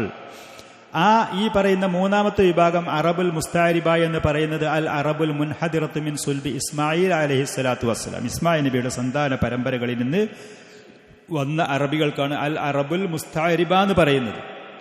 കാരണം ഇസ്മായിൽ അലൈഹിസ്സലാത്തു വസ്സലാം അദ്ദേഹം ഇബ്രാഹിം നബിയുടെ മകനാണ്. ഇബ്രാഹിം അലൈഹിസ്സലാത്തു വസ്സലാം അദ്ദേഹത്തിന്റെ അബ്റാനി എന്ന് പറയുന്ന ഭാഷക്കാരനായിരുന്നു. ഇബ്രാഹിം നബിയുടെ ഭാഷ അബ്റാനി, ഹിബ്രു എന്നൊക്കെ നിങ്ങളൊരു പക്ഷേ കേട്ടിട്ടുണ്ടാകും. ഹിബ്രു എന്ന് ഇന്ന് ഫലസ്തീനിന്റെ പ്രദേശങ്ങൾ കയ്യേറി അക്രമികളായി അഹങ്കാരികളായി നടക്കുന്ന ജൂതരായ ആളുകൾ അവരുടെ രാഷ്ട്രത്തിൻ്റെയും അവരുടെ മതത്തിൻ്റെയൊക്കെ ഭാഷയായിട്ടുള്ളതാണ് ഹിബ്രു എന്ന് പറയുന്നത്. അതിൻ്റെ ലാംഗ്വേജും അതിൻ്റെ ഹർഫുകളൊക്കെ വ്യത്യാസമുണ്ട്, ആ ഭാഷയും വ്യത്യാസമുണ്ട്. അതാണ് ഹിബ്രു ഭാഷ. ഇബ്രാഹിം നബിയുടെ ഭാഷ അബ്റാനി ആയിരുന്നു. അങ്ങനെ പിന്നെ ഇസ്മായിൽ നബി അലൈഹിസ്സലാത്തു വസ്സലാമും മാതാവും മക്കയിൽ അദ്ദേഹം അവർ കൊടുന്ന് താമസിക്കുന്ന സമയത്ത് നാടോടികളായ അറബികളായ ആളുകൾ ഈ പറയുന്ന രണ്ടാമത്തെ കൂട്ടത്തിൽപ്പെട്ട അൽ അറബുൽ ആരിബ എന്ന് പറയുന്ന അവർ നാടോടികൾ പോകുന്ന സമയത്ത് അവരുമായി ഇടകലർന്ന് ജീവിച്ച് അവരിൽ നിന്ന് അറബി പഠിച്ച് ഇസ്മായിൽ നബിയുടെ സന്താന പരമ്പരകളാണിപ്പോൾ അൽ അറബുൽ മുസ്തഅരിബ എന്ന് പറയുന്ന പേരിൽ അറിയപ്പെടുന്നവർ. ഇവർക്ക് മറ്റൊരു പേരും കൂടിയുണ്ട്. തുസമ്മ ബിൽ അറബിൽ അദ്നാനിയ അറബികൾ എന്ന പേരൂടിയുണ്ട്. ആദ്യം പറഞ്ഞവർക്ക് ഖഹ്താനി അറബികൾ എന്ന് പറഞ്ഞതുപോലെ ഇവർക്ക് അദ്നാനി അറബികൾ. നബി സല്ലല്ലാഹു അലൈഹി വസല്ലമയുടെ പിതാമഹന്മാരുടെ പേര് ചെന്ന് അവസാനിക്കുന്ന സഹീഹായ സ്വീകാര്യോഗ്യമായ തെളിവും കാര്യം സനദ് കൃത്യമായത് അദ്നാൻ എന്ന് പറയുന്ന ആ പിതാവിലേക്കാണ്. അദ്ദേഹത്തിന്റെ സന്താന പരമ്പരകൾ എന്നുള്ള അർത്ഥത്തിൽ അൽ അറബുൽ അദ്നാനിയ എന്ന പേരും അറിയപ്പെടുന്നുണ്ട്. ഈ രണ്ടാമത് പറഞ്ഞ അറബുൽ ആരിബ എന്ന് പറയുന്നത് വഹിയ ശുഅബു ഖഹ്താൻ എന്ന് പറയുന്ന ആ കുടുംബത്തിൽ നിന്നാണെന്ന് പറഞ്ഞു. ഫമഹ്ദുഹ ബിലാദുൽ യമൻ, കാര്യമായിട്ട് കൂടുതൽ യമനിലാണുള്ളത്. പക്ഷേ സൗദിയിലും ഈ പറയുന്ന ഖഹ്താനികളായ ആളുകൾ പല ഭാഗത്തുണ്ട്. ആ കുടുംബ പേരിൽ അറിയപ്പെടുന്നവരുണ്ട്. വഖദ് തശഅബത് ഖബായിലുഹാ വബുതൂനുഹാ മിൻ വലദി സബഅ ഇബ്നു യസ്ജുബ് ഇബ്നു യഅറുബ് ഇബ്നു ഖഹ്താന്റെ മകൻ യഅറുബ്, അദ്ദേഹത്തിന്റെ മകൻ യസ്ജുബ്, അദ്ദേഹത്തിന്റെ മകൻ സബഅ എന്ന് പറയുന്ന അദ്ദേഹത്തിന്റെ സന്താന പരമ്പരയിൽ നിന്നാണ് ഈ പറയുന്ന ഖഹ്താനികൾ അവര് കൂടി വികസിച്ച് വലുതായി പരമ്പരകൾ കൂടി വന്നത്. ഫഷ്തഹറത്ത് മിൻഹ ഖബീലത്താനി, രണ്ട് കുടുംബങ്ങളാണ് പ്രസിദ്ധമായത്. ഒന്ന് ഹെമ്യർ ഇബ്നു സബഉം മറ്റൊന്ന് കഹ്ലാൻ ഇബ്നു സബഉം. ഇവരാണ് പ്രസിദ്ധരായത്. അമ്മാ ബഖിയത്തു ബനി സബഇന്റെ മക്കൾ വേറെ ഉണ്ടായിരുന്നു. അവർ 11 അതല്ല 14 മക്കൾ എന്നുള്ളൊക്കെ ചരിത്രകാരന്മാർ അഭിപ്രായ വ്യത്യാസങ്ങളുണ്ട്. അവർക്ക് സബഇയ്യൂൻ എന്ന് പറയും. പക്ഷേ അവർക്ക് പിന്നെ വേറെ പറയപ്പെട്ട ഇതുപോലത്തെ ഇവർക്ക് ഹിമ്യർ എന്നോ കഹ്ലാൻ എന്ന പേരിൽ ചരിത്രത്തിൽ അറിയപ്പെട്ട നിലക്കുള്ള പരമ്പരകൾ ഇല്ല, പ്രസിദ്ധമായിട്ടില്ല. അവർക്ക് നാടോടികളായിട്ട് ഓരോ നാടിൽ ഓരോ പ്രദേശങ്ങളിൽ ജീവിതത്തിന്റെ ഉപാധിയും തേടി അങ്ങനെ പോയി എന്നുള്ളതാണ്. നേരെ മറിച്ച് ഹിമ്യർ കഹ്ലാൻ എന്ന് പറഞ്ഞാൽ അവർക്ക് അധികാരവും ആധിപത്യവും സ്വാധീനവും പേരും പ്രശസ്തിയും അംഗീകാരം ലഭിച്ചതാണ്. സബഅ എന്ന് പറയുന്ന ഈ വ്യക്തി നമ്മളെല്ലാവരും സൂറത്ത് സബയിൽ കേട്ടിട്ടുണ്ടാകും. അല്ലാഹു സുബ്ഹാനഹു വ തആല ഒരു കുടുംബത്തിന്റെ ചരിത്രം സൂറത്ത് സബയിൽ കൂടെ നമുക്ക് അവരുടെ ചരിത്രം, അവർക്കുണ്ടായിരുന്ന അനുഭവങ്ങൾ നമുക്ക് വിവരിച്ചു തരുന്നുണ്ട്. അള്ളാഹു ശേഷം ഇതിൽ ചില ഭാഗത്തിനെ കുറിച്ച് പറയുന്നുണ്ട്. അള്ളാഹു സുബ്ഹാനഹു വ തആല അവർക്ക് ദുനിയാവിൽ വലിയ വമ്പിച്ച നിഅമത്തുകളും അധികാരവും ആധിപത്യവും സമ്പത്തൊക്കെ നൽകി. അങ്ങനെ അവർ കൃഷിക്കും അവരുടെ മറ്റുള്ള ഭൗതികമായ അഭിവൃദ്ധിക്ക് വേണ്ടിയിട്ട് സബ എന്ന് പറയുന്ന വലിയൊരു അണക്കെട്ടിലുണ്ട്, പർവ്വതത്തിൻ്റെ അടിയിൽ കെട്ടി ജലസേചനത്തിനും കൃഷിക്കും അവരുടെ മറ്റുള്ള കാലികൾക്കും മറ്റുള്ള സൗകര്യങ്ങൾക്ക് വേണ്ടി ഉണ്ടാക്കി സമൃദ്ധമായ സുഭിക്ഷമായ സന്തോഷകരമായ ജീവിതം നയിക്കുന്ന സമയത്ത് അള്ളാഹു സുബ്ഹാനഹു വ തആല ചെയ്തു കൊടുത്ത നിഅമത്തിന് നന്ദികേട് കാണിച്ചപ്പോൾ അള്ളാഹു സുബ്ഹാനഹു വ തആല വിപത്ത് നൽകുകയും ആ അണക്കെട്ട് തകരുകയും അവരുടെ കൃഷിസ്ഥലങ്ങളൊക്കെ തകരാറാവുകയും അവർക്ക് പിന്നെ അവിടെ ജീവിച്ച് മുന്നോട്ട് പോകാൻ പറ്റാത്ത നിലക്കുള്ള അവസ്ഥ വന്നു എന്നുള്ളതാണ് ചരിത്രകാരന്മാരായ ആളുകൾ മറ്റും പറയുന്നുണ്ട്. ഖുർആനിൽ പറയുന്നത് ഈ സംഭവമാണ്. ഇമാം ബുഖാരിയൊക്കെ ആ വിഷയങ്ങൾ വിശദീകരിക്കുന്നുണ്ട്. ഇതാണിപ്പോൾ ഹിമ്യർ. അപ്പൊ ഈ സബഇന്റെ മക്കളിൽപ്പെട്ട ഹിമ്യർ എന്ന് പറയുന്ന അഷ്ഹറു ബുത്തൂനിഹ ഖുലാഅ, ആ പറയുന്ന ഖുലാഅ എന്ന് പറയുന്ന പരമ്പരയിൽ കൂടെ ബഹ്റാ, ബലിയ്, ഖൈന്, കൽബ്, ഉദ്റ, വബ്റ ചരിത്രകാരന്മാർ പറഞ്ഞ പേരുകളാണിതൊക്കെ. പിന്നെ മറ്റൊന്ന് സക്കാസിക്, വഹും ബനു സെയ്ദ് ബിൻ വാഇലത്ത് ബിൻ ഹിമ്യർ വലഖബ് സെയ്ദ് സക്കാസിക് എന്നുള്ള പേരിൽ അറിയപ്പെടുന്നു. വഹിയ ഗൈറു സക്കാസിക് ഹിന്ദത്തിൽ ആത്തിയത്. ബനു കഹ്ലാനും വേറെ സക്കാസിക് എന്നുള്ളതുണ്ട്, അത് വേറെയാണ്. പിന്നെ സെയ്ദുൽ ജുംഹൂർ എന്ന മറ്റൊരു പേരുണ്ട്, അതിൽപ്പെട്ടതാണ് ഹിമ്യറുൽ അസ്ഗർ, വസബഉൽ അസ്ഗർ, ഹലൂർ, ദു അസ്ബഹബ് എന്നുള്ള പേരിൽ മക്കള് അതിൽ നിന്ന് പടർന്ന് പന്തലിച്ചു വന്നു. കഹ്ലാൻ എന്ന് പറയുന്ന മറ്റ് അത് പറഞ്ഞു, കഹ്ലാൻ ഇബ്നു സബ പറഞ്ഞു. അവരുടെ കുടുംബത്തിൽപ്പെട്ട ഹംദാനികൾ ഇന്ന് അറബി നാടുകളിൽ കാണലുണ്ട്. അൽഹാൻ, അഷാരികൾ, അബു മുസൽ അഷരി എന്നൊക്കെ നിങ്ങൾ കേട്ടിട്ടുണ്ടാവും. അബുൽ ഹസൻ അൽ അഷരി എന്നുള്ള പണ്ഡിതനെ കുറിച്ച് കേട്ടിട്ടുണ്ടാവും. ത്വയ് ഹാത്തിമു ത്വാഇ എന്ന് പറയുന്ന വലിയ ധർമ്മിഷ്ഠനായ ഒരു മനുഷ്യനുണ്ടായിരുന്നു, മുസ്ലിം ആയിട്ടില്ല. അദീബുൻ ഹാത്തിം, അദീ റളിയല്ലാഹു അൻഹുവിന്റെ പിതാവായിരുന്നു, ഇസ്ലാമിലേക്ക് വന്നിട്ടില്ല. വലിയ ദാനധർമ്മിഷ്ഠത്തിന്റെ പേരിൽ അറിയപ്പെട്ട ആളായിരുന്നു ത്വയ് ആ കുടുംബം. മദ്ഹജ്, അതേപോലെ തന്നെ അഷ്, നഖ്, ലഹ്ം,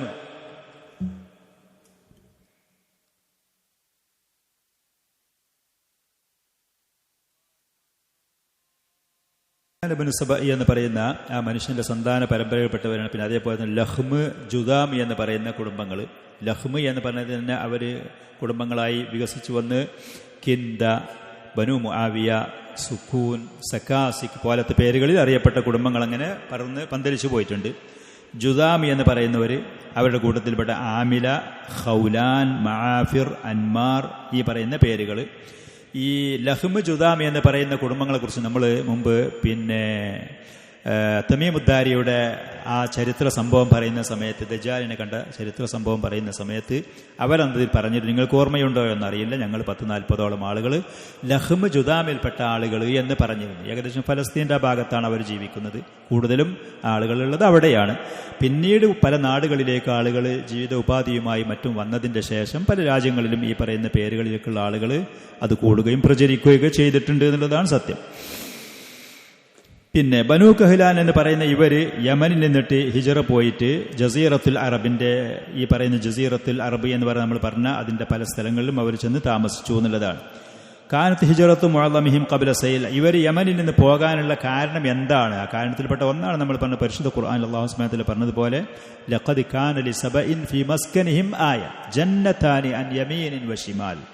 സബ എന്ന് പറയുന്ന ആളുകൾ അവർക്ക് സുഭിക്ഷമായി ജീവിക്കുന്ന സമയത്ത് ഇടത്തും വലത്തും വളരെ ഫലഭൂയിഷ്ഠായ, അവർക്ക് ജീവിതത്തിന് ഏറ്റവും സുന്ദരമായ വിശാലമായ നിലക്ക് ജീവിക്കാൻ പറ്റുന്ന നിലക്കുള്ള തോട്ടങ്ങൾ ഉണ്ടായിരുന്നു. അവർക്ക് വേണ്ടുന്ന വിഭവങ്ങൾ മുഴുവനും അതിൽ നിന്ന് ലഭിക്കുകയും ചെയ്യുമായിരുന്നു.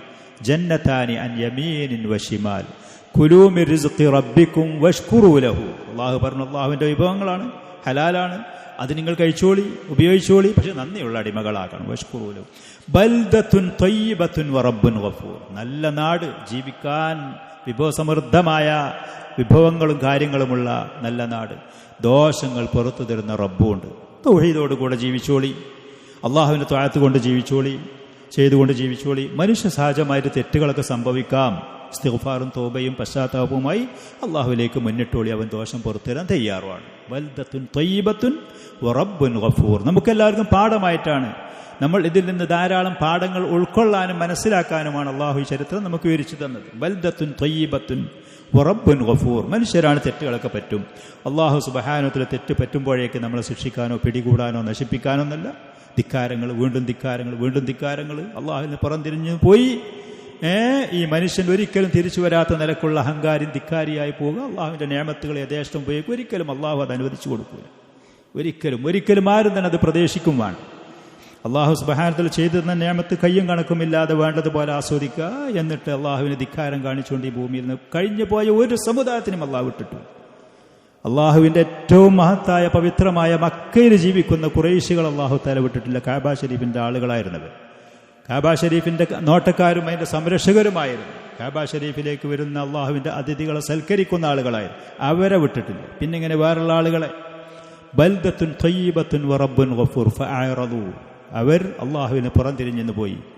അള്ളാഹുവിൻ്റെ ത്വാഅത്തിലേക്ക് പോകാതെ ധിക്കാരത്തിലേക്കും ഷിർക്കിലേക്കും കുഫറിലേക്കും അഹങ്കാരത്തിലേക്കും നന്ദികേടിലേക്കും പോയപ്പോൾ ഫഅറദു ഫഅർസൽനാ അലൈഹിം സൈലൽ അരിം. വലിയ വെള്ളപ്പാച്ചിലുകൾ, മലവെള്ളം, വലിയ പ്രളയം അവരിലേക്ക് അയച്ചു അള്ളാഹു സുബ്ഹാനഹു വ തആല ശിക്ഷയായിക്കൊണ്ട്. സൈൽ അരിം വബദ്ദൽനാഹും ബിജന്നതൈഹിം ജന്നതൈനി ദവാതി അദിരിൻ ഖംതിൻ വഅസിരിൻ വശൈഇൻ മിൻ സിദ്രിൻ ഖലീൽ.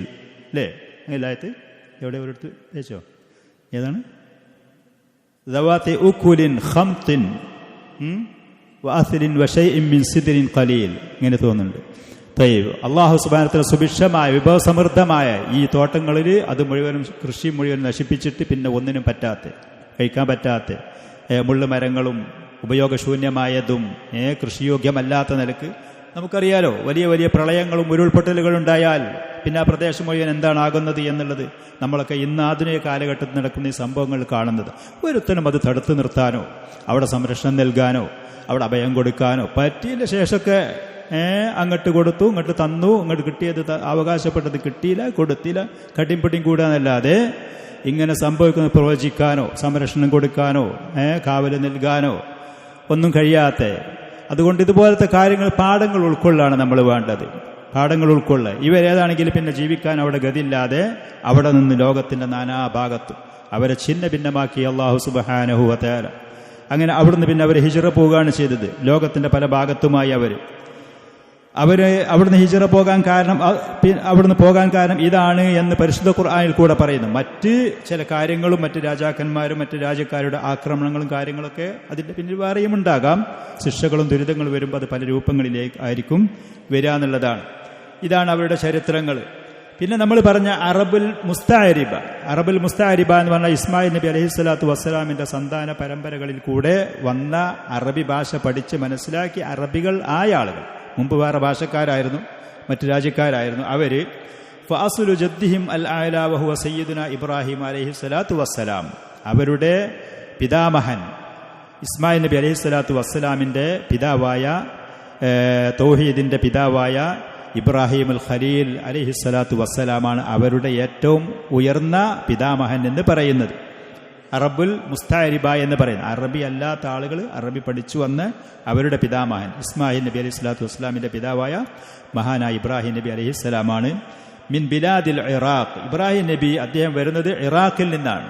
ഇസ്മായിൽ നബിനെയും അദ്ദേഹത്തിൻ്റെ മാതാവിനെയും കൊണ്ട് അദ്ദേഹം ഇറാഖിൽ നിന്ന് ഹിജ്റ പോയി വന്ന് പിന്നെ ഫലസ്തീനിലെത്തി. അവിടെ നിന്നാണ് ഈ ഭാര്യയെയും കുട്ടിയെയും കൊണ്ട് അദ്ദേഹം ഹിജാസിലേക്ക് വരുന്നത്. ഇബ്രാഹിം നബി അലൈഹി സ്വലാത്തു വസ്സലാം അദ്ദേഹം ഇമാം തബരി റഹ്മത്തുള്ളാഹി അലൈഹിയൊക്കെ പറയുന്നത് ബാബിലോണിയ എന്ന് പറയുന്ന സ്ഥലത്തായിരുന്നു ഇബ്രാഹിം നബി അലൈഹി സ്വലാത്തു വസ്സലാം ജനിച്ചത് എന്നുള്ളതാണ്.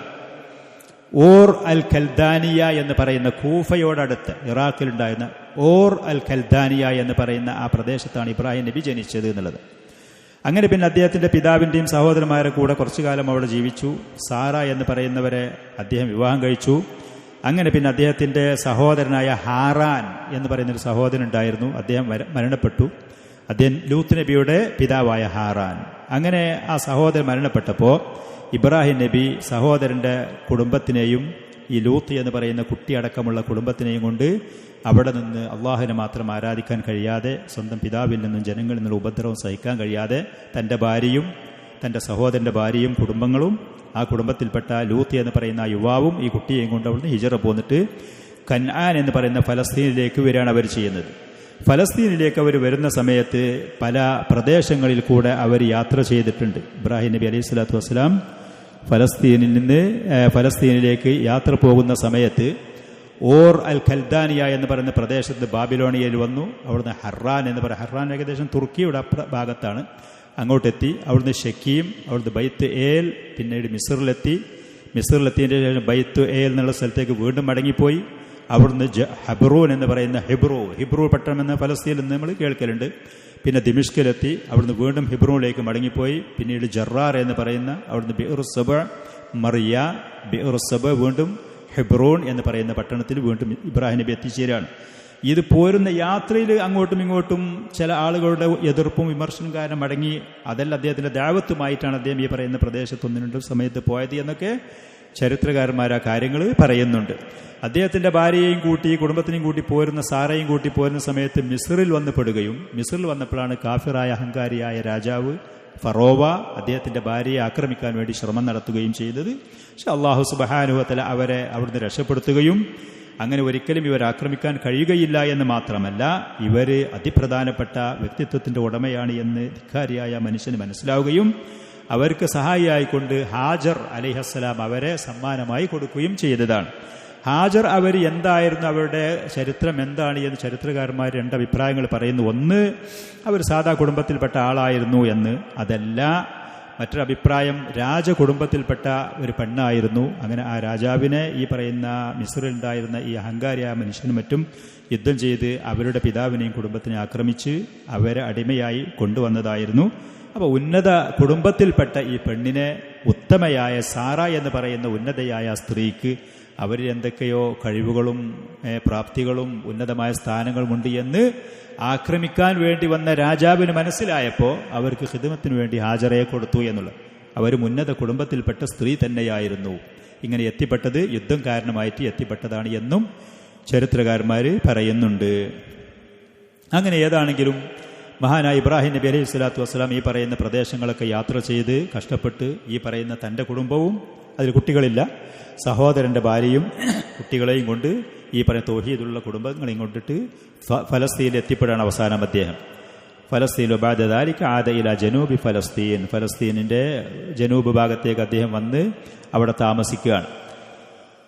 അങ്ങനെയാണ് ഇബ്രാഹിം നബി അലൈഹി സ്വലാത്തു ഫലസ്തീനിലെത്തുന്നത്. ഫലസ്തീനിലെത്തി അതിൻ്റെ ശേഷം ഈ പറയുന്ന ഹാജറിൽ അദ്ദേഹത്തിന് കുട്ടിയുണ്ടായപ്പോൾ സ്വാഭാവികമായിട്ടും സ്ത്രീകൾ തമ്മിലുണ്ടാകുന്ന സപത്നിമാർ തമ്മിലുണ്ടാകുന്ന പ്രശ്നങ്ങളും കാര്യങ്ങളും അറിയപ്പെട്ടതാണ്. അതിൻ്റെ പേരിൽ അല്ലാഹു സുബ്ഹാനഹു വ തആല പരിഹാരം എന്നുള്ള നിലക്കും അള്ളാഹുവിൻ്റെ അതിശക്തമായ ഹിക്മത്തിൻ്റെ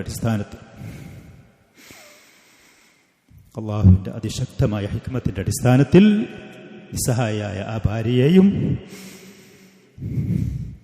അതിലുള്ള ആ ചോര പൈതലിനെയും അള്ളാഹു അവനെ പടുത്തുയർത്താൻ വേണ്ടി അവൻ തീരുമാനിച്ച ആ ഭവനത്തിൻ്റെ അടുത്തേക്ക് കൊണ്ടുവന്ന് വെക്കാൻ വേണ്ടി കൽപ്പിച്ചു. മനുഷ്യരായ നമ്മുടെ മനസ്സുകൊണ്ട് ഒരിക്കലും ഉൾക്കൊള്ളാൻ കഴിയാത്ത, മനുഷ്യരായ നമുക്കൊരിക്കലും കണക്ക് കൂട്ടാൻ കഴിയാത്ത, ഒന്നിനും കഴിയാത്ത പൂർണ്ണമായ നിസ്സഹായതയുള്ളൊരു സ്ത്രീ ചോര പൈതലിനെയും കൊണ്ട് അള്ളാഹു അവിടെ കൊണ്ടുവന്ന് വെക്കുക. അവന്റെ ഹിക്മത്തിൽ ലോകത്ത് ഖിയാമത്ത് നാൾ വരെ വരുന്ന മനുഷ്യന്മാർ, രാജാക്കന്മാരും സമ്പന്നരും പണ്ഡിതന്മാരും പ്രാപ്തരും സ്ത്രീകളും പുരുഷന്മാരും, അഴകുള്ളവരും വിരൂപരും ദരിദ്രരും അങ്ങോട്ട് ചെല്ലാനും ആ പറയുന്ന ഇടമൊന്ന് കാണാനും ആ ഭവനമൊന്ന് വലയം ചെയ്യാനും പറ്റുമെങ്കിൽ അതിൻ്റെ മൂലയിൽ ചെന്നൊന്ന് മുത്തം കൊടുക്കാനും. സുബ്ഹാനല്ലാഹ്. ആരനുകരിച്ചുകൊണ്ട്, ആരെ മാതൃകയാക്കിക്കൊണ്ട്, മനുഷ്യരെ ആരെ മാതൃകയാക്കിക്കൊണ്ട് ഹാജർ അവൾ നടന്ന ആ കാൽപാദങ്ങളെ മാതൃകയാക്കിക്കൊണ്ട് നടക്കാൻ വേണ്ടി അവരുടെ കുഞ്ഞ് കാലിട്ടടിച്ച് അതിൽ നിന്ന് ലഭിച്ച വെള്ളം ഒരു മുറുകെ കുടിക്കാൻ വേണ്ടി.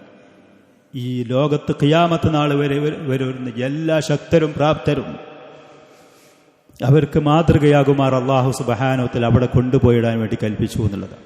അള്ളാഹുവിൻ്റെ നിയമങ്ങൾ അത് കൃത്യമായി അനുസരിക്കാനും അത് പാലിക്കാനും തയ്യാറാകുന്ന ഒരു മനുഷ്യനെ സംബന്ധിച്ച് ഒരിക്കലും അവൻ ഈ ലോകത്ത് നഷ്ടപ്പെടാനൊന്നുമില്ല. അവനെ താത്തിക്കെട്ടാനും അവനെ മറികടക്കാനും ഇവിടെ ഒരാൾക്കൂടെ സാധിക്കുകയുമില്ല. ഇതിലൊക്കെ നമുക്ക് എത്ര പാഠങ്ങളും മാതൃകകളുമുണ്ട്.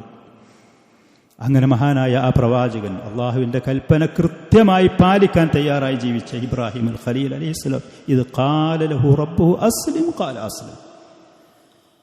മുസ്ലിമാകെ എന്ന് പറഞ്ഞാൽ എനിക്ക് കീഴ്തിങ്ങി അനുസരിക്കുക എന്ന് പറഞ്ഞാൽ അവിടെ പിന്നെ ഒരു തലക്കനോ, അവിടെ അതല്ലെങ്കിൽ ഒരു മറുവാക്കോ, അവിടെ അതല്ലെങ്കിൽ ഒരു എതിർപ്പോ, ഇതൊന്നുമില്ലാതെ അസ്ലംതു ലിറബ്ബിൽ ആലമീൻ, ഞാൻ പൂർണ്ണമായി അതിന് തയ്യാറാണ്, ഞാൻ പൂർണ്ണമായി അനുസരിച്ചു എന്ന് അള്ളാഹുവിന് വാക്ക് കൊടുത്ത മഹാനായ പ്രവാചകൻ അള്ളാഹുവിൻ്റെ കൽപ്പന കൃത്യമായി പാലിച്ചു എന്നുള്ളത്.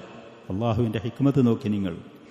ഇന്നാം ആ സ്ത്രീ അവർ 7 പ്രാവശ്യം മനം പൊട്ടിക്കൊണ്ട് ഓടി നടന്ന ആ കാലടി പാദത്തിൽ, ആ പാദങ്ങളിൽ കൂടെ കാലുവെക്കാനായി എന്നോടും നിങ്ങളോടും കൽപ്പന.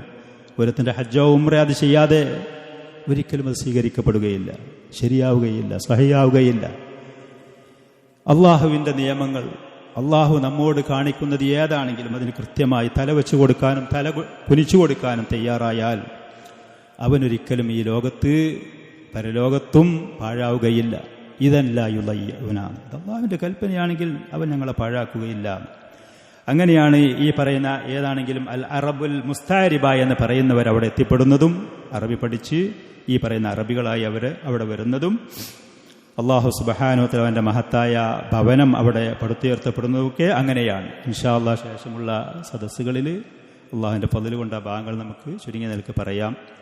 ഇമാം ബുഖാരി റഹ്മത്തുള്ളാഹി അലൈഹി അടക്കമുള്ള മുഹദ്ദിസീങ്ങൾ ആ സംഭവങ്ങൾ വിവരിച്ചത് നമുക്ക് കാണാൻ കഴിയും ആ വിഷയത്തിൽ.